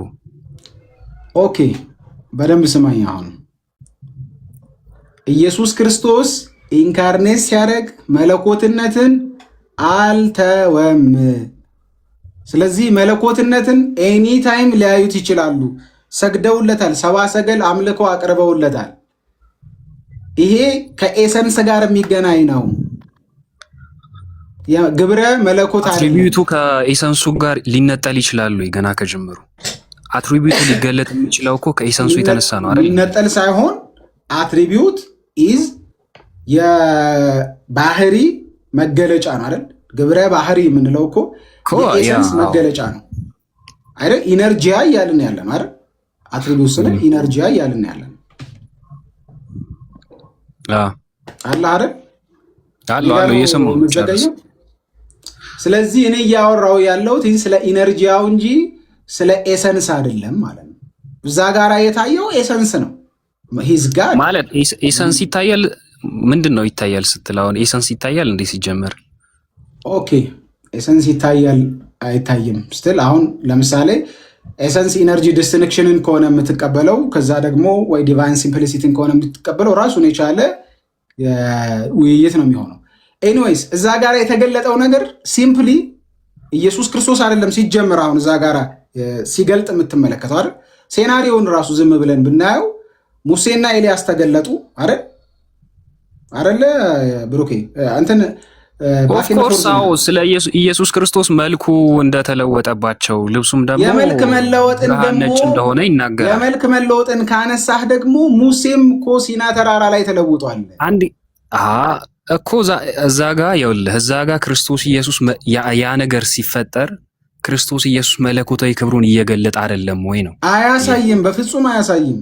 እሺ እንደዛ ከሆነ ዮሐንስ ወንጌል ላይ ለምሳሌ ዮሐንስ ወንጌል ምዕራፍ 1:14 ላይ እንደዚህ ይላል፣ አንተ አልገለጠም እያልክ ስለሆነ ቃልም ሥጋ ሆነ ጸጋና እውነትን ተሞልቶ በእኛ አደረ፣ አንድ ልጅም ከአባቱ ዘንድ እንዳለ ክብር የሆነ ክብሩን አየን ይላል። ክርስቶስ መለኮታዊ ክብሩን ከተወና ካልገለጠ ከየት ነው ይሄ ክብር ያዩት? እሺ አሁንም የመለኮትነት ክብር ከመለኮትነት ጋር የተያዘ ነው። እኔ አሁን እያልኩ ያለሁት በሌላ ላንጉጅ እንዴት እንደማስረዳህ አላውቅም። አትሪቢዩቱንና ክብርን እንዴት እንዳገናኘው አላውቅም። ባይዘው መለኮታዊ ክብር እኮ ለምንድን ነው ማላገናኘው? መለኮታዊ ክብር ስላለው ሰግደውለታል። ብሩኬ መለኮታዊ ክብር ስላለው መተው ሰብአ ሰገል በእቅፍ ውስጥ ሳለ በግርግም ሳለ ሰግደውለታል፣ አምልኮ አቅርበዋል። ሌላ ከዚህ የተሻለ ኢነርጂያውን መጠቀሙን ልታሳይ የምትፈልግበት አይነት እንትን ካለ መሄድ ትችላለህ፣ ማምጣት ትችላለህ። ላሳይ። እሺ ድምጽ ይሰማል? እየዘገየው ከሆነ እኔ ማለት ከኔ ትንሽ አለው፣ ዲላያንስ አለው ትንሽ። ኦኬ አሁን ኢሰንሱና አትሪቢዩቱ ገና ከጅምሩ ሊነጣጠሉ የሚችሉ ነገሮች አይደለም። አትሪቢዩት ብለን ስንናገር ግብረ ባህሪ የሚገልጠው እኮ ነጠጠልከው እያልኩ ሳይሆን ግብረ ባህሪውን ወይም መለኮታዊ ክብሩን አልገለጠም አልክ። ግብረ ባህሪ ብለህ ስትናገር እሱን ኢየሱስ ክርስቶስ እዚህ ጋር መለኮታዊ አትሪቢዩት ወይም ኢነርጂያ እያልን ያለ ነው። አሁንም ክብር የምትለውን ቋንቋ አትሪቢዩት በሚለው ውሰደው። ክብር የሚለውን ይሄ ዳይሬክትሊ ዲቪኒቲ ጋራ የተያዘ ከኤሰንስ ጋራ የተያዘ ሳይሆን እያወራ ያለሁት ኢነርጂያ ነው እያወራ ያለሁት። በሱ አይነት ኮንሴፕት እንውሰደው። እሺ ቀጥል። ኢትስ ኦኬ ያ በዛ ሴንስ እንውሰደውና ሐዋርያቱ የክርስቶስን ክብር ሊያውቁትና ሊረዱት ወይም ሊያዩት የሚችሉት ክርስቶስ ራሱ ያንን አትሪቢዩቱ ሲገልጠው ነው አይደለ?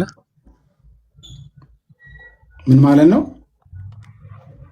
የክርስቶስ አትሪቢዩት ካልተገለጠ ሊታወቅ ይችላል? ካልገለጠ ሐዋርያቱ ክርስቶስ በአትሪቢዩቱን አይተነዋል ብለው ሊናገሩ ይችላሉ? ናት ነሰሰርሊ ይሄንን አሁን ማየት አለብህ የሚለው ናት ነሰሰርሊ። ለምን ማየት አለብህ? ኢኒሴንስ ክርስቶስ ኢየሱስ ገልጦታል ነው። ምኑን ገልጦታል? አትሪቢዩቱ እኮ በምን መልክ ተገለጠ? እሱ እኮ ነው እኮ እያነሳ እሱን እናያለን እኮ። ግን ሐዋርያቱ ይህንን ነገር ሊናገሩ የሚችሉት ስፔሲፊክ አድርገው ሊናገር የሚችሉት ክርስቶስ ኢየሱስ ያንን ነገር ስለገለጠ ነው ወይ አይደለም ወይ? እኮ በምን ተገለጠ? እኔዋ በምን ተገለጠ? ለምሳሌ ደብረ ታቦርን አሳየው። በተጨማሪም ደግሞ ደብረ ታቦር ላይ በምን ተገለጠ? ክብሩንማ ራሱን በመለወጥና የለበሰውን ልብስ ራሱ ወደ ነጭ ሲሆን እናያለን። ያ ነገር መለኮታዊ ክብሩን ኢየሱስ ክርስቶስ ልብስ ነጭ በማድረግ ከሆነ የምታወራው ሲና ተራራ ላይ ሙሴም ከእግዚአብሔር ጋር ሲቆይ ያንን አሁን ሙሴ አትሪቢዩት አለው አትልም አይደል? አትሪቢዩት አለው አትልም። ከልብሱ መቀየር ጋር ቁርበቱ ጭምር ተቀይሮ እስራኤላውያን ማየት እስኪሳናቸው ድረስ ደርሰው ነበረ ከሲና ሲወርድ። እሱም ብቻ ነው ወይስ ሌላ የተሻለ ፖይንት አለ? የተሻለ ፖይንትም አለኝ። ዋናው ነገር ምንድነው? ዮሐንስ ወንጌል ምዕራፍ 1:14 ላይ በአባቱ ዘንድ እንዳለው ክብር የሆነውን ክብሩን አየነው ይላል አይደል? ያ ክብር የታየው እንዴት ነው? እኮ በምን አይነት ኢነርጂያ ነው? እኔ አሁን እኮ ጥያቄው እኮ የኔ ነው። እኔ ነኝ እየጠየቅኩ ያለው ያ ክብር እንዴት ታየ እኮ እያልኩ ያለሁት የኔን ሐሳብ ነው። አንተ አሁን እንትን እያልክ ያለው እኔ ክብሩ አልታየም አላልኩኝም። መለኮት ነው። መለኮትነቱን አጥቷል እኮ እያልኩ አይደለም። ከመሆን ኢየሱስ ክርስቶስ በምድር ላይ በተመላለሰበት 33 ዓመት ተኩል ሂዝ ጋድ ማን በስጋ የተገለጠ መለኮት ነው። ስግው ቃል ነው። ነገር ግን የቃልን አትሪቢዩት ግን ፉሊ ኤክሰርሳይዝ አላደረገም። ይሄንን ለማሳየት የታቦርን ተራራ የምታነሳ ከሆነ ታቦር ላይ ግርማውን አይተው ክብሩን አይተው እንደመሰከሩ ያየነውን የቀመስነውን የዳሰስነውን እንመሰክራለን ብሎ ዮሐንስ ራሱ ተናግሯል። ያ መለኮትነቱን በሰማይ ለምሳሌ እሱ ብቻ አይደለም። ዘ ሪቨር ኦፍ ጆርዳን ላይ ብትሄድ የዮርዳኖስ ወንዝ ላይ ሲጠመቅ አብ ራሱ መስክሮለታል። እዛው ጋር ደግሞ አብም እኮ ተገልጧል። የታቦር ተራራ ላይም የምወደው ልጄ እሱ ነው እርሱን ስሙት ብሎ ራሱ እግዚአብሔር አብ ደግሞ ያንን ገልጧል። መለኮታዊ ክብሩን እዛ ጋር የገለጠው አብ እንጂ የገለጠላቸው መለኮትነቱን እነሱማ አልተረዱትም ነበረ። አብ ገለጠላቸው፣ ነገራቸው። የምወደው ልጅ እርሱ ነው እርሱን ስሙት ብሎ በግርማው አብ የኢየሱስ ክርስቶስን ምንነት ገለጠላቸው እንጂ እሱ ኢነርጂያውን አሳይቶ አይደለም። he was just praying ግን ያንን ጸሎት ሲያደርግ ሙሴና ኤልያስ ተገለጡ። ከዛ አብ ደግሞ ያንን ምስክርነት ሰጠ። ያ ሴናሪዮ የምናየው ወይም የሚያሳየን ያንን ነው እንጂ ኢየሱስ ክርስቶስ ኢነርጂያውን ኤክሰርሳይዝ ሲያደርግ አትመለከትም። ኦኬ ክርስቶስ ኢየሱስ በአጭሩ እዛ ጋ ክብሩን መለኮታዊ ክብሩን አልገለጠም ነው እያልክ ያለው። ግን ሐዋርያቱ ራሱ መለኮታዊ ግብረ ባህሪውን አልገለጠም። የኢየሱስ መለኮታዊ ክብር አልተገለጠም ብለን ስንናገር እኮ ለምን አልገለጠም ብለን እያወራን ነው። አሁን ስታሰለቸኝ የነበረው እኮ ምንድነው? እኔ እኮ ያላልኩን ነገር ነው እንደዚህ አትበለኝ እያልክ ያለው። እኔ ያላልኩም እኮ ሲጀመር መለኮቱን ትቶታል አይደለም። አንድን ነገር ራሱ ደጋግመን ስንማውራት እኮ ያሰለቻል አይደል? ይሰማሃል እያልከኝ አንተ 7 ጊዜ እንትን ብትል ትሰለቻል። ልክ እንደዛ እያልኩ ያለሁትኝ መለኮታዊ ግብረ ባህሪውን አልገለጠም እንጂ የክርስቶስ ክብር ወይም መለኮታዊ ክብር አልተገለጠም ታቦር ላይ አላልኩም። ታቦር ላይ የክርስቶስ መለኮታዊ ክብር ተገልጧል። ያ የተገለጠው ግን ኢየሱስ መለኮታዊ ግብረ ባህሪውን ተጠቅሞ ሳይሆን አብ ራሱ በገናና ክብሩ ሰማይን ከፍቶ ስለመሰከረለት ነው። ዛሲት ከዛ ደግሞ ነቢያትና የሕጉ ምሳሌ የሆኑት ሙሴ የሕጉ ምሳሌ ሆኖ ኤልያስ ደግሞ የነቢያት መጽሐፍ ምሳሌ ሆኖ ዊትነስ አድርገዋል።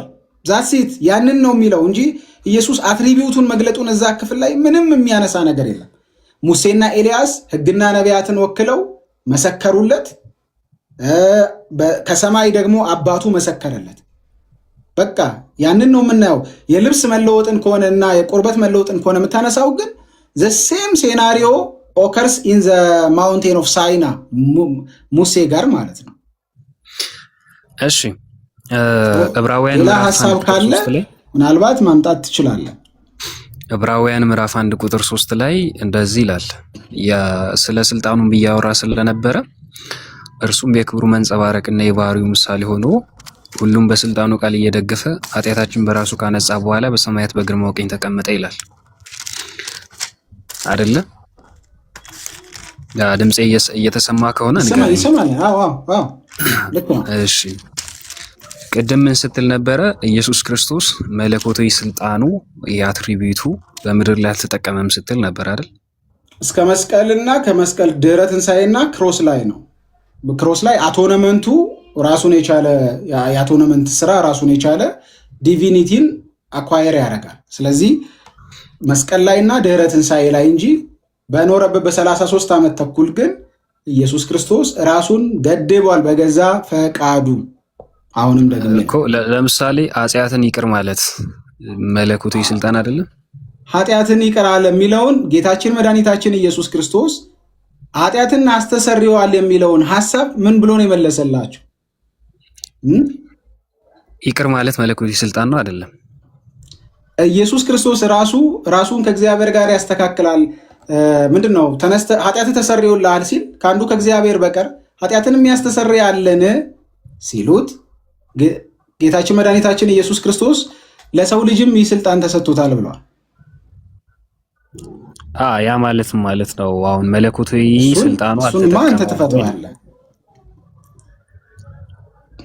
እኮ። ኃጢአትን ይቅር ማለት ለምሳሌ ሙታንን ማስነሳት ኃጢአትን ይቅር ማለት መለኮታዊ ስልጣን ነው አይደለም? ይሄንን ሰውም በመለኮታዊ ስልጣን ሊያደርገው ይችላል። ኢየሱስ ክርስቶስ ነብይም እንደሆነ ኢየሱስ ክርስቶስ እንዴ ምንድነው ማስረጃ? እኔ ስንት ከዛ ፍጥረት እስከ ራእይ ብዙ ላነሳልህ እችላለሁ። በነቢያት አገልግሎት ኦኬ ደርግ እንደሚችል ማስረጃ አስተምር እኮ ተረጋጋ። ስማ ጠይቀኝም አንተ ታወራለህ እንዴ?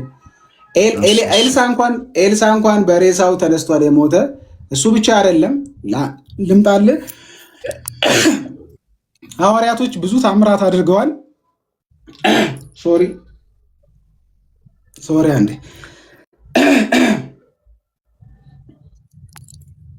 ሚሻግል ሌላ ስተት አይፈጥር ኃጢአት ይቅር ያለው በማን ነው እያለ ነው። አይ ክፍተት እንዳይፈጠር ከብሩክ ጋር እያወራን ከሆነ ከብሩክ ጋር እናውራ ሀሳብ። አንተ ደግሞ ችግር የለም እኔ በግድ እሺ ችግር የለውም አይደለም። እኔ ከአንድ ሰው ጋር ላውራ ነው እያልኩ ያለሁት ለአንተ እኮ አይደለም።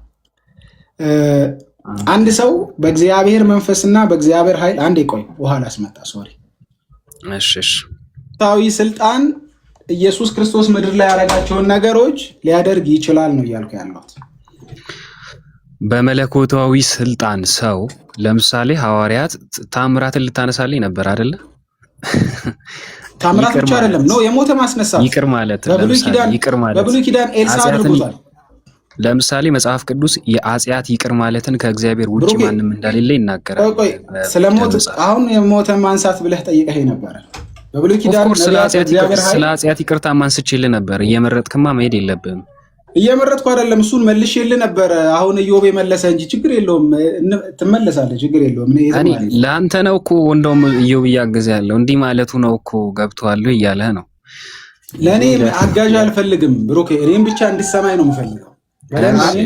አይ ጥያቄውን ብሩኬ ድጋሚ ጥያቄውን እንትን አድርገው፣ እሺ በደንብ ጎላ አድርገው። ምክንያቱም ድጋሚ ሌላ ከስር መምህር በረከትም መግባት ፈልገዋልና ማስገባት ተቻለ። ገስት ላይ ግን የሉም። ኦኬ እስቲ ቆይሽ እኔ ራሴ ልላክላችሁ ካለብህ አንተ ጥያቄ ምን መሰለህ? ከአንዱ ከእግዚአብሔር ውጪ የአጽያት ይቅርታን መስጠት የሚችል አለ ወይ? ይሄንን ሲጠይቁት ምንድነው ያለው ብዬ ጠይቄህ ነበር። አንተ መልሼ ጥያቄው እኮ ከአንዱ ከእግዚአብሔር ውጪ የአጽያት ይቅርታን መስጠት የሚችል አለ ወይ ነው። ጌታችን መድኃኒታችን ኢየሱስ ክርስቶስ ራሱ ምን ብሎ ነበር? አልጋህን ተሸክመልህ ከማለትና ኃጢአትን ከማስተሰረይ ብሎ ጌታችን የተናገረውን ምን ብሎ ነው የመለሰው? እኮ መልስልኝ አንተ፣ ችግር የለውም። አይ እኔ አልመልስልህም። እኔማ መለስኩልህ እኮ። ኦኬ መመለስ አትችልም። እሺ በቆላስይስ መልእክት ምዕራፍ 2 ቁጥር 9 ላይ እንደዚህ ቴክስቱን መጀመሪያ አንብበውና እናወራለን ከዛ በኋላ። እንዴ ጠያቂ ነኝ እኔ ለምን መልስልሃለሁ? ለጠየቁት ጥያቄ ራሴ ለምን መልስ እሰጣለሁ? ቀደም እኮ ነው የተናገረው። እናንተ ሐሳቤን ክሊር አደርጋለሁ። ሐሳቤን ክሊር ካረኩኝ በኋላ ሙግት ከሆነ ግን ሙግት ላይ መልሶ መጠየቅም አለ ብዬ ተናግሬያለሁ። ችግር የለም ትጠይቀኛለህ። ቆላስይስ መልእክት ምዕራፍ 2 ቁጥር 9 ላይ በእርሱ የመለኮት ሙላት ሁሉ በሰውነቱ ተገልጦ ይኖራል ይላል። የመለኮታዊ ሙላቱ ሁሉ ተገልጧል ብለህ ታምናለህ? ምንም ጥያቄ የመለኮት ሙላት ማለት መለኮት ነው ማለት ነው። ባይዘው አለበለዚያ ተገልጧል ይላል። አንዴ አዎ ነው አምላክ ነው። አትሪቢዩቱን ገልጧል ማለት ነው። ኢየሱስ ክርስቶስ አትሪቢዩት አያወራም፣ ኤሰንስ ነው የሚያወራው። መገለጥ ማለት ገልጦታል ማለት ያ ነገር አሳይቷል ማለት ነው አይደል? ኤሰንስ ነው የሚያወራው። ሂዝ ጋድ እያለህ ነው ያለው። ቆላስይስ ላይ ኦፍኮርስ ገልጦታል ብሎ ሲናገር ምን እያለ ነው? ሂዝ ጋድ እያለህ ነው ያለው።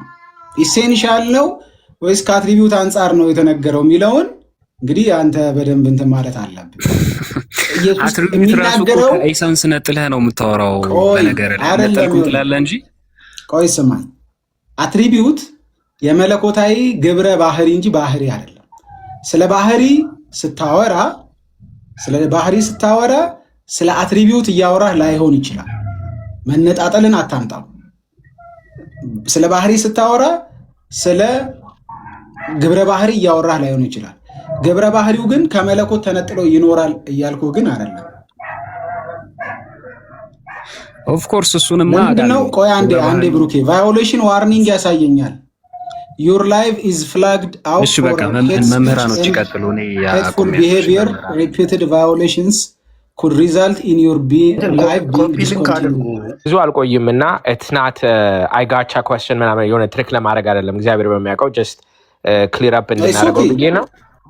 አይ እንትን አይደለም እና just kind of two overall theme of questions ነው ያለ። የመጀመሪያው ኤሰንስ እና ኤነርጂ ብለን ብንጀምር ብዙ ጊዜ ዲፋይን ስላደረከው ከዛ ልውጣና እግዚአብሔርን የምናውቀው በምን በኩል ነው? በኤሰንሱ ነው በኤነርጂ ነው? እኛ ፉሊ የምናውቀው እግዚአብሔርን ማለት ነው። የመጀመሪያው ጥያቄ እሱ ነው። ኦኬ በኢነርጂው አማካኝነትም እናውቀዋለን፣ በኤሰንሱ አማካኝነትም እናውቀዋለን ብዬ ነው የምመለሰው። ለምን? እሺ እኔ ሃርሞናይዝ አድርጌ ስለሆነ ዲቫይን ሲምፕሊሲቲንም ኤሰንስ ኢነርጂ ዲስቲንክሽንንም ሃርሞናይዝ አድርጌ ስለሆነ ማምነው በሁለቱም መንገድ እናውቀዋለን ብዬ አምናለሁ። እሺ ከኤነርጂ ከምትለው ካን ዩ ሊስት አውት የእግዚአብሔር ኤነርጂ የምንለው ምንድን ነው? ለምሳሌ የትኛውም ኮሚኒካብልም የሆኑት ኢንኮሚኒካብልም የሆኑት አትሪቢዩቶች ስፔሲፊክሊ ምክንያቱም I just want to make sure ይሄንን የምጠይቀው ኮሚኒካብል እና ኢንኮሚኒካብል የሚለው ነው ስፔሲፊክ የማደርገው ዴቭ። አሁን ለምሳሌ depending on what you're reading አይደለ? ለዛ ነው እኔ ቃሉን how are you using it የሚለውን ለመረዳት ነው። በኋላ ይሄ እንደዚህ ነው ለማለት እሺ በአማርኛ ላድርገው። ያጋራውም ያላጋራውም ባህሪያቶች ከመለኮት የተጋራናቸውም ያልተጋራናቸውም ባህሪያቶች ኢነርጂዎቹ ናቸው። አሁን ለምሳሌ የምጠይቅህ ምክንያት ኤነርጂ ሲባል አንዳንዶች ዲፋይን የሚያደርጉት እግዚአብሔር እኛን ከኛ ጋር ኮሚኒኬት የሚያደርግበት መንገዶች ተብሎ ለምሳሌ ዓለምን የፈጠረበት ስለፈጠረ ዓለም እናያለን ማለት ነው። ይሄ እንግዲህ የእግዚአብሔር ኤነርጂ እንጂ ኤሰንሱን አናውቀውም የሚሉ አሉ ቴዎሎጂያንስ። I'm just trying to figure out like is that where you stand? ለዛ እኔ ሁለቱንም ሃርሞናይዝ አደርጋለሁ ያልኩት ለዛ ነው ዴቫይ። Well that's difficult ምክንያቱም you're saying ኤነርጂውን አልተገለጠም ካልከን I'm trying to pinpoint which energy ነው ያልተገለጠው። Do you see what I'm saying? Like just blanket statement አይሆንም ወይ? Specifically አድርገን ግን የእግዚአብሔር ኤነርጂ ይሄ ነው ካልን ከዛ በኋላ we are able to say okay ይሄ አልተገለጠም ማለት እንችላለን። I'm trying to pinpoint it to that ለማለት ነው ሐሳቤን ከተረዳው ገብቶኛል። ለምሳሌ ኢንኮሚኒካብል የሆኑትን አትሪቢዩቶች ብለን ስናነሳ ወይም ያላጋራቸውን ብለን የምናነሳቸውን ባህሪያቶች ግብረ ባህሪያቶች ስናነሳ ለምሳሌ ሁሉ ቦታ መገኘት፣ አሁንም በደንብ ስሙኝ፣ ማነሳቸውን ሳነሳ አልተጠቀመም እንጂ የሉትም አይደለም። ኦኬ አልተጠቀመም ነው፣ አልተጠቀመም በገዛ ፈቃዱ ወስኗል። ኢንካርኔሽን ኢዝ ኦል አባውት ሊሚቴሽን ብዬ ስለማምን ማለት ነው። ይሲ ስለዚህ ለምሳሌ በአንዴ በሁሉ ቦታ መገኘቱን ሁሉን አዋቂነቱን ሁሉን ባህሪ ነው ግብረ ባህሪ ነው። ለምሳሌ ግብረ ባህሪ ነው አልኩኝ እኮ ግብረ ባህሪ ሁሉም ቦታ መገኘት ግብረ ባህሪ ነው ብለህ ነው የምታምነው? አዎ። Okay, that's interesting. Okay, so energy define የምታደርገው በዚህ ከሆነ ኢየሱስ ክርስቶስ ላይ በሁሉም ቦታ አልተገኘም ነው like እግዚአብሔር ወልድ ማለት ነው። በኢንካርኔሽን ወራቱ ኦምኒ ፕሬዘንት ነበር ብዬ አላምንም። ራሱን ዊሊንግ ፉል ሆኖ እግዚአብሔር ወልድስ አሁን እኛ በኦርቶዶክስ ለምሳሌ እግዚአብሔር ወልድ እኮ ነው ያወራ ኢንካርኔት ያደረገው እግዚአብሔር ወልድ አይደል እንዴ? አሁን ለምሳሌ የማይወሰነው ተወሰነ የሚል ቃል አለን። ይሄንን ግን ስንል at the same time በኦርቶዶክስ ማለት ነው የማይወሰነው ተወሰነ በአጭር ቁመትና በቀጭን ደረት እንላለን። ያ ሶ ይሄንን ስንል ግን at the same time ዓለምን ግን እያስተዳደረ ነበረ እንላለን። by the way ሶ አሁን ለምሳሌ ክርስቶስ ወደዚህ ምድር ሲመጣ ዓለምን ያስተዳድር ነበረ ወይ ክርስቶስ? እግዚአብሔር ቃል ብዬ እግዚአብሔር ቃል አሁን እዚህ ጋራ ነው። አሁን ለምሳሌ እኔ በሁለቱም እናውቀዋለን ስለ ያነሳሁትኝ ይሄንን ነው ባይዘው። ለምሳሌ በአትሪቢዩቱም እናውቀዋለን በኢነርጂያውም እናውቀዋለን ስንል ማስተዳደር ስንል ከኤሰንስ ጋር ነው ከኢነርጂ ጋር ነው የሚገናኘው የሚለውን እኔ አንተን ልጠይቅ። እኔ ግብረ ባህሪ የምለው ለምሳሌ የማስተዳደሩን የሚገለጥበት መንገድ ስለሆነ ወደ ኤነርጂ ነው የምሰጠው ማለት ነው። ምክንያቱም that's what we see, that's what's communicated to us in this world እኔ የምለው ማለት ነው። ግን አስተዳደር ስትል እኮ ፕሮቪዥን አይደል? ከዛ ፕሮቴክሽን ምናምን እያለ የምናወራውን ነገር ይቀጥላል። whatever is ከጾም ጋር የተያዘ ነገር አይደለም። ከትሮን ጋር የተያያዘ ነገር አይደለም ማስተዳደር ስንል በሂውመን ላንጉዌጅ ወይ በፖለቲካ አይደለም እንደዛ። ስለዚህ በዛ ሰዓት ላይ ክርስቶስ ወደዚህ ምድር እያለ እግዚአብሔር ወልድ ዓለምን ያስተዳድር ነበረ ወይ? ምክንያቱም ሰብጀክቱ እሱ ስለሆነ ማለት ነው። ኦኬ መቼም እግዚአብሔር አብ፣ እግዚአብሔር ወልድ፣ እግዚአብሔር መንፈስ ቅዱስ ስንል መጀመሪያ ትሪኒቴሪያን ኮንሴፕታችን ባህሪ ስንል ለአብም ለወልድም ለመንፈስ ቅዱስም የሚነገር ነው።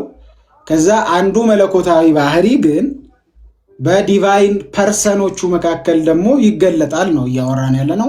አንድ ዲቪኒቲ ነው ያለው በአብም በወልድም በመንፈስ ቅዱስም ዘንድ። በወልድ ግን ያ መለኮታዊ ባህሪ በኢንካርኔሽን ታይሙ ሶሪ ስልክ ገብቶብኝ ስለነበር ነው ተመልሻለሁ። ከክሮስ እና ከሪዘሬክሽን በፊት ከክሮስና ከሪዘሬክሽን በፊት ኢየሱስ ክርስቶስ ሲጠቀመው አንመለከትም። ይሄ መለኮታዊ ባህሪ አሁንም በወልድ በኩል በተለየ አካሉ በወልድ በኩል ነው እያወራን ያለ ነው እንጂ መለኮት ማስተዳደር አቁሟል ወይ እግዚአብሔር ማስተዳደር አቁሟል እያልን ነው። እግዚአብሔር ወልድ ነው ማለት እግዚአብሔር ወልድን ስፔሲፊክ አድርገን ስናወራ ዲዩሪንግ ኢንካርኔሽን ታይም ቢፎር ክሮስ ኤንድ ዘ ሬዘሬክሽን ኢየሱስ ክርስቶስ አልተጠቀም ራሱን ገድቧል ብዬ ነው። ዓለምን አያስተዳድርም ነበረ ልንል ነው። ላይክ እግዚአብሔር ወልድን ስፔሲፊክሊ ዱሪንግ ኢንካርኔሽን ዓለምን አላስተዳደረም ነው እኮ። አሁን የማስተዳደር ስንል እኮ አሁን ከመለኮት ባህሪ አንጻር ስናወራ እግዚአብሔር ወልድን ኢነርጂያውን ኤክሰርሳይዝ ከማድረግ አንጻር ከሆነ አዎ ሂ ሊሚትድ ሂምሰልፍ ነው የምለው። ግን ደግሞ ያ ዲቫይን ኤሰንስ የአብ ብቻ አይደለም፣ የወልድ ብቻ አይደለም፣ የመንፈስ ቅዱስ ብቻ አይደለም፣ የሶስቱም የሥላሴ አካላት ስለሆነ ወልድ እሱም ብቻ እኮ አይደለም። ቅድም እንዳልኩትኝ ለምሳሌ ኦምኒ ፕሬዘንት አልነበረም በስጋ ወራት። አት ታይም ናዝሬት ላይ ከሆነ ናዝሬት ነው። በሰውነቱ ራሱን ገድቧል። አሁንም ራሱን የምትለዋል ያዙልኝ። በሰውነቱ ከድንግል በነሳው ስጋ የእኛን ባህሪ ገንዘብ ሲያደርግ ራሱን ገድቧል ብዬ ነው ማለት። ቀድምም ብያለሁ። እኛም እኮ የማይወሰነው ተወሰነ እንላለን። እዚያ ግን የምንልበት እናንተ ስትሉ ምንድን ነው ታዲያ? ቆይ የእናንተን ንገረኝ እስኪ ዴቫ። የእኛም የምንለው በዚህ ምድር ላይ ሲመጣ ያ እግዚአብሔር ወልድ ወደዚህ ምድር መጥቶ በፈቃዱ ራሱን ወሰነ ስንል ግን እግዚአብሔር ወልድ እንደ እግዚአብሔር ወልድ ግን መወሰን አቁመዋል ወይም የሆነ there's something that's taking him apart from the Father and the Holy Spirit ማለት አይደለም። ወደ ሁለተኛው ጥያቄ ልምጣና ገደበ ያላችሁትን እስኪ ለምሳሌ አንድ ሁለት ሊስት አድርግልኝ። እንዳልከው እንግዲህ የሰውን ባህሪ ወደ ራሱ ባህሪ ስላደረገ የማይጠማው ተጠማ፣ የማይራበው ተራበ፣ የማይመታው ተመታ፣ የማይሞተው ሞተም የምንለው ለዚህ ገንዘቡ ስላደረገ የሚለውን የተዋህዶ ኮንሰፕትን ለማስቀመጥ እንጂ taking away from the essence of God the Son taking away እኮ አይደለም አሁንም ከሱ ወጥቶ ሌላ ቦታ ሄዷል አይነት ነገር አይደለም። ባይዘው ወደ ሁለተኛው ፖይንት ግን ስመጣ I think እዚህ ላይ more clarify የምናደርገው let me take you back to the transfiguration ወይም even ምንድነው ተአምር የሰራው ሰዎችን ከሞት ያስነሳው ይሄ ሁሉ ነገር የተነሳ ማለት ነው። you said something very interesting which is በብሉይ ኪዳንም አዲስ ነገር አይደለም። ብዙ ሰዎች ከሙታን ያስነሱ እነ ኤልሳ እነ ኤልያስ ብዙ ተአምር የሰሩ ነበር። እነሱ በእግዚአብሔር ኃይል አድርገው ነበር ብለሃል። ኦኬ ኢየሱስ ክርስቶስ ጋር ስንመጣ ፉሊ ዲቫይን ነው፣ ይህንን አምነሃል። ግን ኤክሰርሳይዝ አላደረገውም ብለሃል። ስለዚህ ኢየሱስ ክርስቶስ በማን ኃይል ነው እነዚህን ተአምር የሰራው? ቴንክ ዩ በጣም አሪፍ ኩዌስችን ነው እና እዚህ ጋር ደግሞ ሌላ ሰርፕራይዝ ይኖረናል ማለት ነው። ኢየሱስ ክርስቶስ በፍጹም ሰውነቱ የእግዚአብሔርን ኃይል እና መንፈስ ቅዱስ እንደቀባው መጽሐፍ ቅዱስ ይነግረናል አይደለ ዴቪዬ? አዎ በኃይልና በመንፈስ ቅዱስ ቀባው ብሎ መጽሐፍ ቅዱስ በግልጥ ይነግረናል። ኢየሱስ ክርስቶስ በፍጹም ሰውነቱ የእግዚአብሔር ባሪያ ነው። በፍጹም ሰውነቱ ነብይም ነው፣ መጽሐፍ ነብይም ይለዋል። በፍጹም ሰውነቱ ደግሞ ልክ ሌሎች ነቢያቶች እንዳደረጉት ደግሞ በአብ ተቀብቷል ብዬ አምናለሁ። መጽሐፍ ቅዱሱም እንደዚህ ያስተምራል። ኦኬ ተቀባይ የሚለው ራሱ ላይክ ብዙ እንትን የኦልድ ቴስተመንት ነገስታት ሲቀቡ ያንን ያው እንደምታውቀው ያንን ለማመልከት ነው። ዲቫይን ኢኔብልመንት ማለት ነው። በቃ ቅባት ስንል ዲቫይን ኢኔብልመንት እያልን ያለን። I want to take a step back and ask you a basic question. በአንድ like anything in the Bible እግዚአብሔር አደረገ ሲል አብ ወልድ መንፈስ ቅዱስ ኢኳሊ ያላደረጉበት እና አብና መንፈስ ቅዱስ ብቻቸውን ወይም አብና ወልድ ብቻቸውን ያደረጉበት ሲናሪዮ አለ anywhere in the Bible? አይ not necessarily እንደዛ ብለን ላንል እንችላለን። ግን ደግሞ አንዳንዴ አካሉን ለማጠየቅ እግዚአብሔር ብሎ ይጠራል። of course of course እግዚአብሔር እኮ አይ necessarily እግዚአብሔር የሚለውን ኤሰንስ ስለጠራ ያንን ስያሜ ስለጠራ ግዴታ ለስላሴ ነው የተተነገረው ብለን አንልም። ኮንቴክስቹዋሊ ነው የምንፈታው። ለአብ ብቻ እኮ ለአብ ዲስቲንክቲቭሊ ለአብ ፐርሰን ብቻ እግዚአብሔር የሚለውን መጽሐፍ ቅዱሳችን ይጠቀመዋል። ለመንፈስ ቅዱስ ይጠቀመዋል። ለራሱ ለወልድ ራሱ ይጠቀመዋል። No, I'm not. I guess that's not my question. ስለዚህ ለምሳሌ መጽሐፍ ቅዱስ ስናነብ እግዚአብሔር ዓለም እንደፈጠረ እግዚአብሔር እንዳዳነን እግዚአብሔር ብዙ ነገሮች አሉ አይደለ? ክሪኤሽን ላይ ስንመጣ የአብ የወልድ መንፈስ ቅዱስም ስራ እንደነበረው ታምናለህ አይደለ? it's not like አብ ብቻውን የሆነ ነገር እንዳደረገ። ነገረ ድህነት ስናወራ ክርስቶስ ሞተልን አዳነን ብንልም የአብ የወልድ የመንፈስ ቅዱስም ስራ እዛ ውስጥ እንደነበረ የሞተው ኦፍ ኮርስ በተለይ የአካሉ እግዚአብሔር ወልድ ቢሆንም በነገረ ድህነት ላይ ግን የአብ እንትን ፓርት አለው፣ የወልድ ፓርት አለው፣ የመንፈስ ቅዱስ ፓርት አለው። ሐሳቤን ካገኘው የኔ ጥያቄ እዚህ ምድር ላይ ኢየሱስ ግን የእያንዳንዱን ፓርት ደግሞ እግዚአብሔር እያለ መጽሐፍ ቅዱስ የገለጠበት ነገር ለምሳሌ ሐዋርያት ሥራ ምዕራፍ 20 ላይ ነው በገዛ ደሙ የዋጃትን የእግዚአብሔርን ቤተክርስቲያን ትጠብቁ ዘንድ የሚለው 22 ላይ። That's not my question. My question is እዚህ ምድር ላይ ሲመላለስ ሰውን በሚያድንበት ጊዜ እንግዲህ who is by what power እንግዲህ ተቀባ አልከኝ። እሺ ስለዚህ በመንፈስ ቅዱስ ኃይል ነው ካልከኝ so አብና ወልድ what role did they play? Like what was their role? ወይም አብና መንፈስ ቅዱስ የአብ ልጅ ስለሆነ መንፈስ ቅዱስ ከቀባው ወልድ እዛ ላይ ምን what role did he play? Or he was just the only one? ወልድማ በሂውመን ኔቸሩ ተቀባልን እኮ ወልድን በሂውመን ኔቸሩ ተቀባልን በመንፈስ ቅዱስ አማካኝነት ቀባው ይላል ቴክስቱ። እንዲያውም ትሪኒቴሪያን ኮንሴፕትን ነው በግልጽ የሚያሳየው። አብ በመንፈስ ቅዱስና በኃይል ቀባው ይላል። በመንፈስ ቅዱስና ሲል መንፈስ ቅዱስን እናገኛለን። አብን ደግሞ ቀቢ ያደረገውና ወልድን ደግሞ የተቀባ ያደርገዋል። መጽሐፉ ለዛ ነው። አሁን የኔ ጥያቄ where I'm focused at is ተአምር ሲሰራ በማን ኃይል ነው የሚያደርገው? በአብ ነው? በመንፈስ ቅዱስ ነው? በማን ነው? በመለኮታዊ ኃይል ነው በፍጹም ሰውነቱ። ያንን ግን በኢኮኖሚክ ትሪኒቲ የአብ አድርጎ ያስቀምጠዋል። ገባ? አሁን ለምሳሌ አብ እግዚአብሔር ይላል አይደል? ይሄውና ቆይ ቴክስቱን ከታች ፖስት አድርገው እግዚአብሔር የናዝሬቱ ኢየሱስን ሶሪ ለቅቄ ወደ ላይ ተመለሰ። ኃይልና በመንፈስ ቅዱስ ቀባው። እግዚአብሔር የናዝሬቱ ኢየሱስን በመንፈስ ቅዱስና በኃይል ቀባው ይላል። ስለዚህ እግዚአብሔር ብሎ እዚህ ጋር የተጠቀሰው ማን ነው? አብ ነው አይደለም?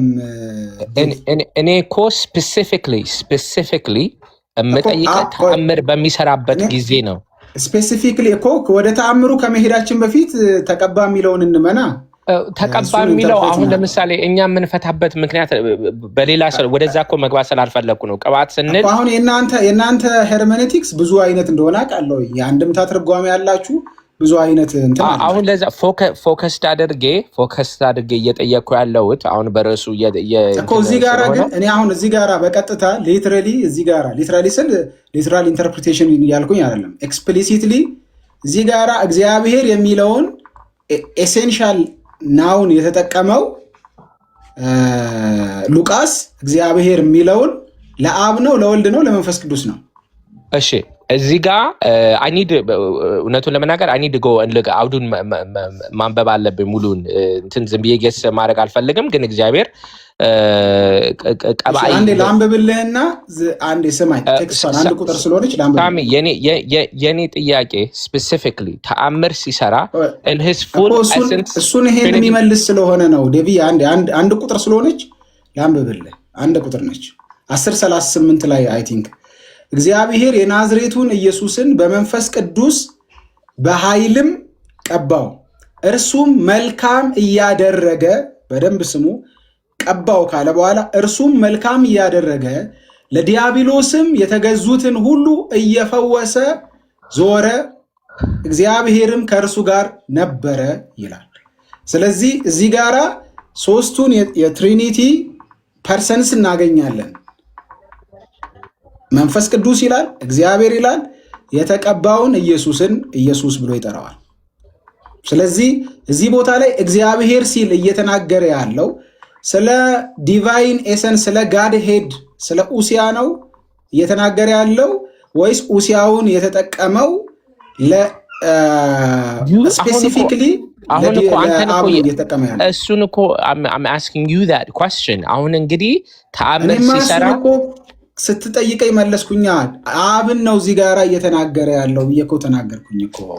እሺ ስለዚህ አብ ነው ካልከኝ መንፈስ ቅዱስ ከቀባው ስለዚህ ወልድ በመንፈስ ቅዱስ አማካኝነት ተቀባ። በመንፈስ ቅዱስ አማካኝነት ከተቀባ ወልድ ምን ስራ እየሰራ ነበረ? ተአምር ሲሰራ እኮ ነው።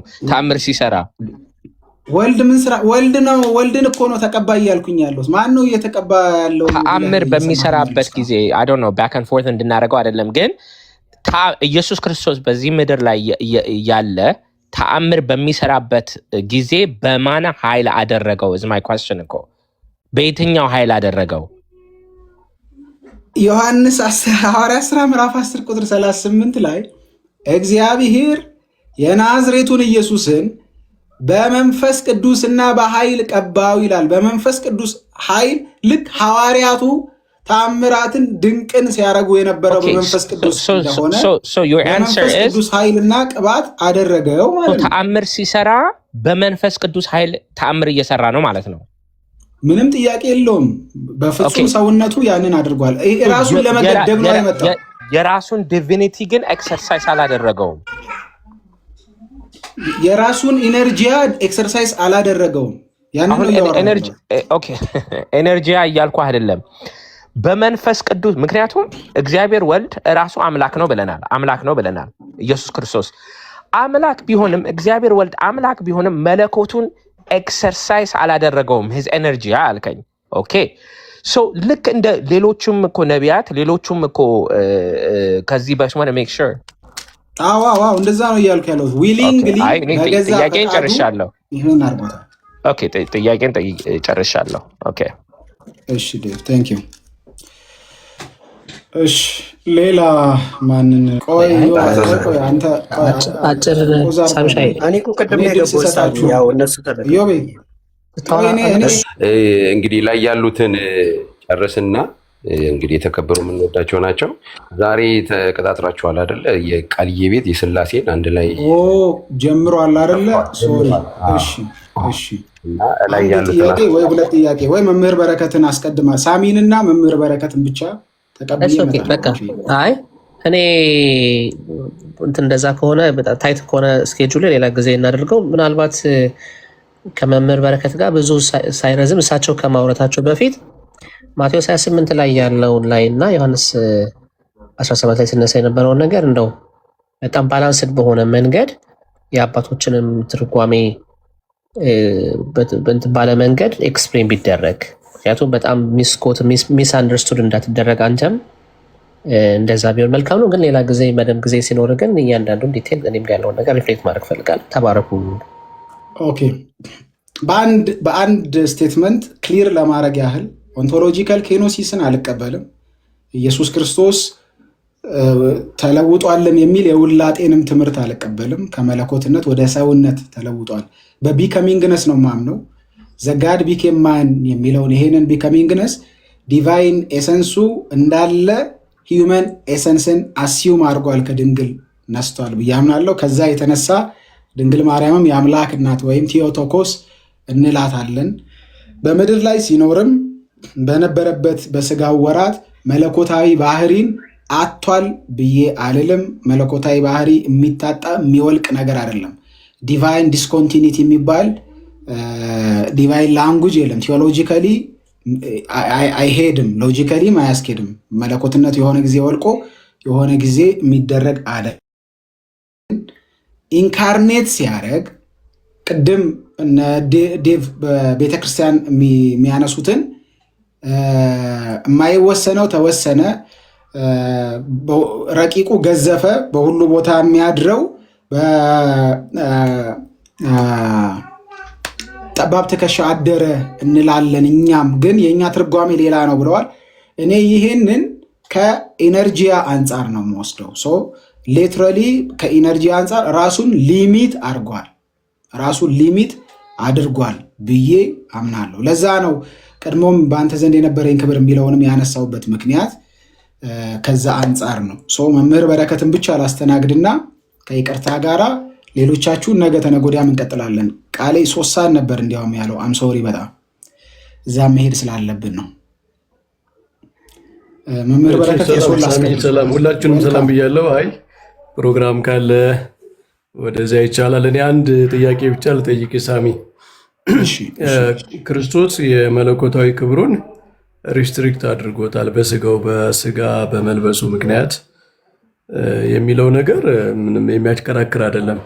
ምክንያቱም ክርስቶስ በመለኮት ባለው ክብር በምድር ላይ ቢመላለስ ማንም ሰው ቀና ብሎም ሊያየው አይችልም። ግን ፈጽሞ አልነበረም፣ ኤክሰርሳይዝ እያደረገው አልነበረም የሚለው ግን አስቸጋሪ ነገር ይመስለኛል። ሳሚ ሪስትሪክት አድርጎታልና ፈጽሞ አልነበረም የሚለው ስለሚለያይ ዲያቆን ዴቭን ሶሪ ስላስወረድክ እንግዲህ ያው አንተንም እንደሌሎቹ እንትን አልኩኝ። እየዘጋው ስለሆነ ነው። መምህር በረከትን ብቻ ላስተናግድ ብዬ ነው። ሶሪ ዴቪ፣ በጣም ነው የምወድህ። መምህር በረከትን፣ መጋቢ አይመረንና ዴቭን በጣም ነው የምወዳቸው በዚህ አጋጣሚ። እሺ ቴንክ ዩ ሰም እና ሪስትሪክት አድርጎታል። ጥያቄውን ግን ለመገደብ አይደለም። እሺ የምሬን ነው፣ የምሬን ነው። እሺ ያው ፕሮግራም ስላለ ፈጽሞ ኤክሰርሳይዝ አላደረገው ማለት ግን የሚከብድ ነገር ይመስለኛል። ለምሳሌ ሳሚ ግን የመጀመሪያ ያሏትን ትንሽ ቢደግሟት ግን አሪፍ ነው። ለምን እዛችም ላይ ትንሽ ጭቅጭቅ ስለነበረ ኢየሱስ ክርስቶስ ተገድቧል የሚለውን ለምሳሌ ሙሉ መለኮታዊ ኢነርጂያውን ወይም መለኮታዊ ባህሪውን ገልጧል ብለን ስናስብ መከራ አይቀበልም ነበር፣ የህማም ሰው ሊሆን አይችልም ነበር እያሉ ነበር አይደል? እሷ ላይ ትንሽ እንትን ቢሏት ክሊር ቢያረጓት ኖ በምድር በስጋው ስጋ ምንድነው ጌታ ስጋ ለብሶ በመምጣቱ ምክንያት በመለኮቱ ልናየው የማንችለው አምላክ በሰው የሚታዩቷል። ስጋ ምንድነው የባሪያ መልክ ለብሶ ይዞ ነው የመጣው። እሱ የሚያከራክር አይደለም ሳሚ።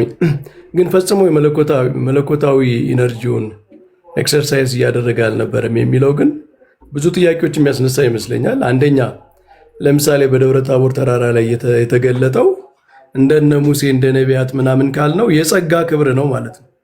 ምክንያቱም የቅዱሳን አሁን የባህሪያቸው አይደለም፣ ጸጋ ነው፣ ስጦታ ነው። ከነሱ ከመንፈስ ቅዱስ ወደ እነሱ የሚሰጥ ኤክስተርናል የሆነ አፋዊ የሆነ የጸጋ ክብር ነው። ድውያንንም ሲፈውስ የነበረው ኃጢአትንም ይቅር ሲል የነበረው እንደ ሐዋርያት እንደዚህ በስጦታ ነው ካልን የጸጋ ነው ማለት ነው። ስለዚህ ክርስቶስ በጸጋ ክብር በጸጋ ስጦታ ሲንቀሳቀስ ነበረ ወደሚል ይወስዳል ማለት ነው። የሙስሊሞች አርጊመንት ነው። ባይዘወይ ተአምር አደረገ ስንላቸው አይደለም የማምነው በጸጋ ሳይሆን ኤሰንሱ እኮ አለ፣ ኤሰንሱ አለ። ግን ደብረ ታቦር ላይ የተገለጠውን ልክ ዮርዳኖስ ላይ አብ ራሱ ተገልጧል አይደል? የአብ ክብርም አለ፣ ምንም ጥያቄ የለውም። እንደገና ደግሞ ሙሴና ኤልያስም ደግሞ ተገልጠዋል። እነዚህ ሰዎች ለምሳሌ አየን ያሉት ሐዋርያቱ ለነሱ የእምነት አባት ብለው የሚያስቧቸውን ትልልቅ ሰዎች ናቸው። ሙሴና ኤልያስ በአይሁድ ክርስቶስ በደብረ ታቦር ተራራ ላይ የገለጠው ብርሃነ መለኮቱን አይደለም፣ የመለኮቱን ክብር አይደለም። ብርሃነ መለኮቱን ገልጧል ብዬ የማምነው አብን ነው። ብርሃነ መለኮት ተገልጧል። ያ ብርሃነ መለኮት የተገለጠው ግን የአብ ብርሃነ መለኮት ነው ብዬ ነው የማምነው። በተለየ አካል የወልድ ክብር አይደለም የተገለጠው የአብ ነው ነው የአብ መለኮታዊ ክብር ነው የተገለጠው ነው። አሁንም እያወራን ያለነው ከክብር አንጻር ነው። መለኮትነትን ነው ግን የታየው አይደል? እርሱ ይረዱኛል ብዬ አስባለሁ። ምን አሉኝ? ወልድ ላይ እኮ ነው የታየው ግን ወልድ ላይ ነው የታየው። አሁን ለምሳሌ ቅድም ያልኩትና ያንን አናሎጂ ያመጣሁትኝ የሲና ተራራውን ያመጣሁበት ሲጀመር አብና ወልድ የተለያየ ክብር አላቸው እንደ ሳሚ በክብር የአብ ክብር የወልድ ክብር የአብ አንዱ መለኮታዊ ክብር የወልድም ነው የመንፈስ ቅዱስም ነው። ግን እያወራን ያለነው ፐርሰን ስንል የአንዱ የመለኮታዊ ባህሪ መገለጫም ጭምር ናቸው አይደለ? ሶስቱ ፐርሰኖች ያ ዲስቲንክት የሆነ የአብ ክብር የለም አይደል? ከወልድ የተለየ ክብር ዲስቲንክት የሆነ የአብ ክብር አይደለም እያልኩኝ ያለሁት መምህር፣ እያልኩኝ ያለሁት ያው አንዱ መለኮታዊ ክብር በአብ ይገለጣል፣ በወልድ ይገለጣል፣ በመንፈስ ቅዱስ ይገለጣል አይደል? የአብ ክብር ሲጀመር ይታያል እንዴ ሳሚ? በአብማ ካልን እኮ የአብ ክብር እንዴት ይታያል? አሁን ይሄንን እኮ ካልንማ ለምሳሌ ዮርዳኖስ ላይም ደብረ ታቦር ላይም የአብ ክብር አልተገለጠም ብለው ነው የሚያምኑት እርሶ? አብ እኮ የወልድን ክብር ነው የገለጠው አይደለ? ሲመሰክርለት እያከበረው ነው የምወደው ልጅ ነው ሲል፣ ግን የአብ ክብር የወልድ ክብር ተገለጠ ማለት የአብ ክብርም ተገለጠ ማለት ነው። ምክንያቱም ዮሐንስ በወንጌሉ ምን ብሏል? የአባቱን ክብር ገለጠልን ብሏል። በወልድ በኩል የአብ ክብር ይገለጣል። ምንም ጥያቄ የለው። ግን በደብረ ታቦር ተራራ ላይ ከወሰድ ነው ማለት ነው መምህር፣ ይሄንንማ ከወሰድ ነው የአባቱን ክብር ገለጠልን ሲል የወልድ ክብር አይደለም እያለ ነው ጸሐፊው። ኖ አንተ እኮ አሁን ሳሚ በደብረ ታቦር ተራራ ላይ የተገለጠው ክብር የአብ ነው እንጂ የወልድ አይደለም እያልክ እኮ ነው እኮ። ይሄው ራሱ እኮ ጥቅሱን አመጡት እኮ ራሱ። አሁን በአባቱ ዘንድ የነበረውን ክብር ወይም የአባቱን ክብር ገለጠው ብሎ ሲል ያንን ክብር የማን ክብር ብሎ ይጠራዋል? በቃ ክብር እኮ በአካል አይለያይም አይደል? ራሱ ያመጡት ጥቅስ ነው መምህር። ያንን ክብር የማን ክብር ብሎ ይጠራዋል? የአብ ክብር፣ የወልድ ክብር፣ የመንፈስ ቅዱስ ክብር ብለን የምንከፋፍለው አለን ወይ? መጽሐፉ ስፔሲፊክ አድርጎ ያስቀመጠውን እርሶ ራሱ ነው እንዲያውም አሁን የተናገሩት። የእርሶን ንግግር ቦሮል አድርግና አሁን እርሶ ራሱ የማንን ክብር ገለጠው ያስኬዳል። ግን በወልድ በደብረ ታቦር ተራራ ላይ ፊቱ ሲያበራ የወልድ ክብር ሳይሆን የአብ ክብር ነው የተገለጠው የሚለው ያስኬዳል። ሴንስ ያደርጋል። እሺ እኔ አሁን ከምን አንጻር ነው መሰሎት መምህር መገልጠው ኤሰንስ ምንም የሚለያይ ነገር አይደለም። ግን አንዱ ኤሰንስ ፐርሰኖቹ እኮ ወይም አብ፣ ወልድ፣ መንፈስ ቅዱስ የምንላቸው ሶስቱ አካላት የአንዱ መለኮታዊ ባህሪ ወይም የጋድ ሄዱ ማኒፌስቴሽን አይደል እንዴ? አይደለም እንጂ እኮ ሶስት የተለያየ መለኮታዊ ባህሪ ያላቸው አይደሉም። አንዱ እግዚአብሔር ራሱን በሶስት አካል ገለጠ ነው የምንለው። ስለዚህ አካሎቹ የአንዱ በአካሉ የተለያየ ክብር አለው እንዴ? ቆይ የተለያየ አይደለም እያልኩ ያለሁት አንዱ እግዚአብሔር እዚህ ጋር በደንብ ስሙኝ። አንዱ እግዚአብሔር ራሱን በሶስት አካል ገልጦ አይደለም የሚኖረው? አዎ። ስለዚህ ሶስቱ አካላት የአንዱ የእግዚአብሔር መገለጦች ናቸው ማለት ነው አይደል? በሌላ ቋንቋ የአንዱ ክብር መገለጥ የሌላው መገለጥ ነው። ቆይ ክብር ጋር አለም ያለሁት እኔ አሁን ፐርሰንና ኤሰንስ ጋር ነው ያለሁት፣ ሃይፖስተሲስ እና ኡሲያ ጋር ነው ያለሁት። ሶስቱ አካላት የአንዱ የመለኮት መገለጦች ናቸው ወይስ አይደሉም? ናቸው። የአንዱ መለኮት መገለጥ ከሆኑ አንዱ መለኮት በአብ ተገልጦ ይኖራል፣ አንዱ መለኮት በወልድ ተገልጦ ይኖራል፣ አንዱ መለኮት በመንፈስ ቅዱስ ተገልጦ ይኖራል።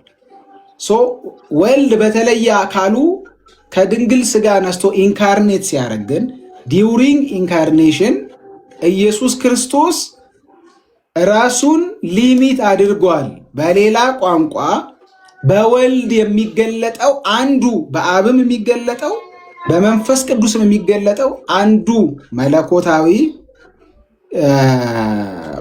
ኢነርጂያ አልተገለጠም ነው እያልኩ ያለሁት። ስፔሲፊክሊ በወልድ ማለት ነው። ግን የትኛውን ነው አልተገለጠም እያልኩ ያለሁት? የአብም የሆነው የመንፈስ ቅዱስም የሆነው ማለት ነው። ኦኬ። ስለዚህ በደብረ ታቦር ተራራ ላይ የተገለጠው ክብር የማን ነው? ስፔሲፊካሊ የአብ ብቻ ነው? የአብ ነው። መጽሐፉም ራሱ ይላል የአባቱን ክብር ገለጠው ይላል ብለው ራሱ ታምጥተውልኛል። እንዲያውም ስለዚህ የወልድ ክብር አልተገለጠም በደብረ ታቦር ተራራ ላይ ነው። የወልድን ክብር አብ ራሱ ነው የገለጠለት። የወልድን ክብር አብ ራሱ መሰከረለት። የወልድ ክብር ማለት ምስክርነቱ ነው ሳይሆን ሳሚ ማን የገለጠለት ሳይሆን ክብሩ ግን የወልድ ክብር ተገልጧል ወይ? አይ እኔ ቅድም እያወራ ያለሁት እኮ እሱን ነው። ራሱን ሰልፍ ሊሚት አደረገ ነው እያልኩ ያለሁት። አብ ስለ ወልድ ከመሰከረማ አብ ነው እየገለጠ ያለው እንዴ። ስለዚህ አብ የሙሴን ክብር በተለየ አካሉ በራሱ አልገለጠም ነው እያልኩ ያለው። አብ የሙሴን ክብር እንደገለጠው ሙሴን እንዳከበረው ክርስቶስንም አከበረው ነው የምትለው? ኤግዛክትሊ እኔ እንደዛ ነው ብዬ ማምነው። በኢንካርኔሽን ታይም ኢየሱስ ክርስቶስ በምድር ላይ ራሱን ለዚህ ዓላማ ለድነት ዓላማ ለመስቀሉ ስራ ለቤዛዊ ሲል ራሱን ስለገደበ፣ ስለዚህ ይሄማ የጸጋ ክብር ነው ሳሚ። የጸጋ ክብር አይደለም እንዴ? መለኮትነት እኮ የሌለው ሲሆን ሰዎች ሁሉ የሚያገኙት ክብር እኮ ነው። እነ ሙሴ ያገኙት ክብር ማለት የጸጋ ክብር። ሰዎች ሁሉ ያገኙትን ክብርማ በፍጹም ሰውነቱ አግኝቷል ብዬ ነው ማምነው ብያለሁ። ተቀብቷል ብዬ እኮ እየተናገርኩ ነበር። የጸጋ ክብር ነው ታዲያ። እሺ መምህር ዮሐንስ ሐዋርያት ሥራ ምዕራፍ 10 ቁጥር 38 ላይ ቆይ ሙሴ የከበረው ክብር ቆይ ሳሚ ሙሴ የከበረው ክብር የጸጋ ነው የባህሪ ነው? እኔ አሁን እኮ ይህንን ጥያቄ እንግዲህ እስካሁን እኔማ እስካሁን ስመልስ ነበር። ኢየሱስ ክርስቶስ በፍጹም ሰውነቱ የሙሴ ክብር የጸጋ ነው የባህሪ ክብር ነው? የጸጋ ክብር ነው፣ ምንም ጥያቄ የለውም። እሺ ክርስቶስ የከበረው ክብርስ? በፍጹም ሰውነቱ ኢየሱስ ክርስቶስ ተቀብቷል ስንል በፍጹም ሰውነቱ ስናነሳ እሱንም እናነሳለን። መለኮታዊ ባህሪውን ግን አጥቶ አይደለም። የጸጋ ነው ለክርስቶስ። ቆይ ስሙ መምህርሽ፣ መለኮታዊ ባህሪውን አላጣም። መለኮታዊ ባህሪ የሚጠፋ አይደለም። ነገር ግን እዚሁ ምዕራፍ 10 ቁጥር 38 ላይ ባለው ቴክስት ላንብበውና ቅድም ለመምህር ዳዊት የተናገርኩትን ተናግሬ ላብቃ። እግዚአብሔር የናዝሬቱን ኢየሱስን በመንፈስ ቅዱስ በኃይልም ቀባው፣ እርሱም መልካም እያደረገ ለዲያብሎስም የተገዙትን ሁሉ እየፈወሰ ዞረ፣ እግዚአብሔርም ከእርሱ ጋር ነበረ። እኛም በአይሁድ አገርና በኢየሩሳሌም ባደረገው ነገር ሁሉ ምስክሮች ነን።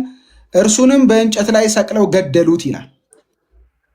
መልካም እያደረገ ዞረ የተባለለትና እንደገና ደግሞ የዲያብሎስን ስራ እያፈረሰ ዞረ የተባለለት ለዲያብሎስ የተገዙትን እየፈወሰ ዞረ የተባለለት ይህንን የናዝሬቱ ኢየሱስን እግዚአብሔር ቀባው ይላል። በማን? በመንፈስ ቅዱስ ይላል።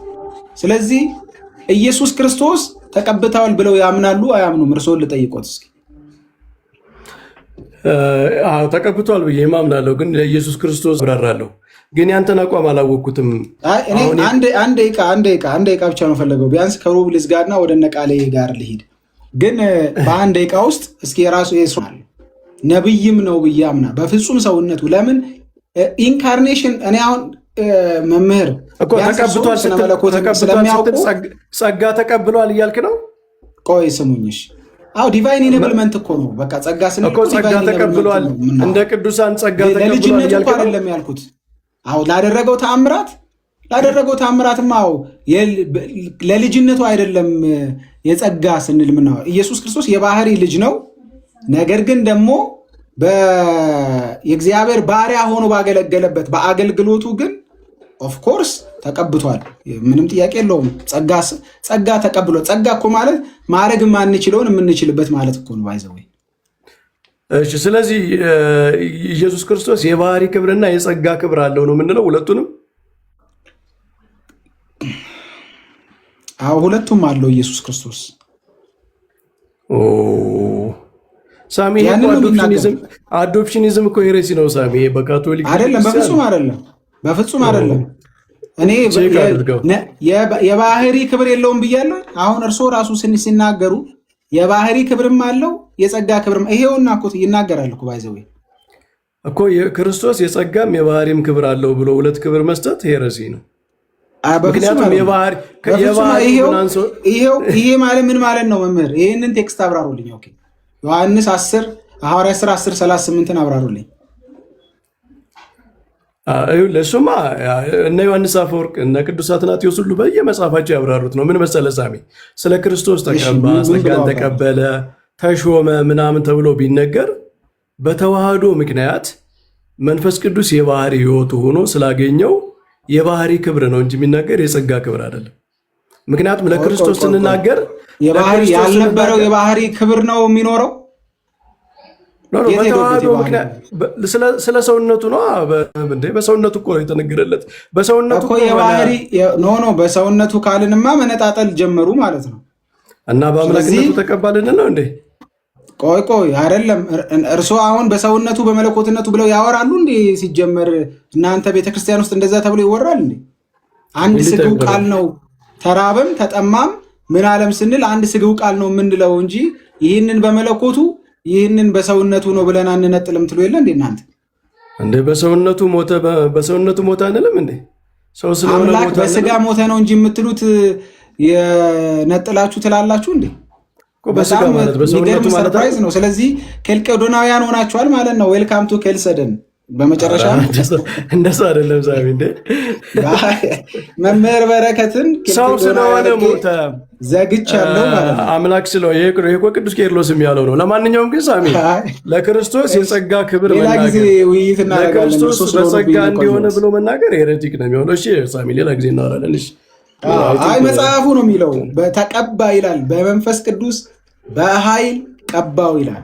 ቅባት ማለት ደግሞ እንደምናውቀው ሰው በችሎታው በጉልበቱ በአቅሙ የማያረገውን በእግዚአብሔር ኃይል የሚያረግበት ማለት ነው። ስለዚህ እነዚህን ነገሮች ሁሉ ያደረገው መልካም እያደረገ የዞረው ከባጋንንት የታሰሩትን እየፈታ የዞረው በመንፈስ ቅዱስ ቅባት ነው ብሎ መጽሐፍ ቅዱሳችን ነው በግልጽ የሚያስቀምጠው። ስለዚህ ይህን መጽሐፍ ቅዱሳዊ ትምህርትና የታመነ ስለሆነ ሄሬቲክ አያስብልም። ሌላ ጊዜ እንወያይበታለን።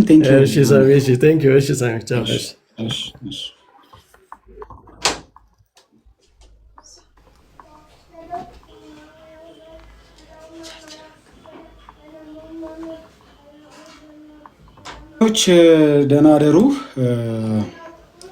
እንግዲህ ይህንን ይመስላል ምድር ላይ ጌታችን መድኃኒታችን ኢየሱስ ክርስቶስ እናንተን ለማዳን እኔን ለማዳን ሁላችንን ለማዳን ቤዛዊ ዓለም ሊሆንልን ብሎ በገዛ ፈቃዱ ራሱን ገድቧል። መለኮት ነበረ፣ መለኮትነትን አላጣም። ነገር ግን መለኮታዊ አቅሙን ግን አልተጠቀመም። ይሄ የታመነና ሁሉ ሊቀበሉት የተገባ ትምህርት ነው። ተባረኩ።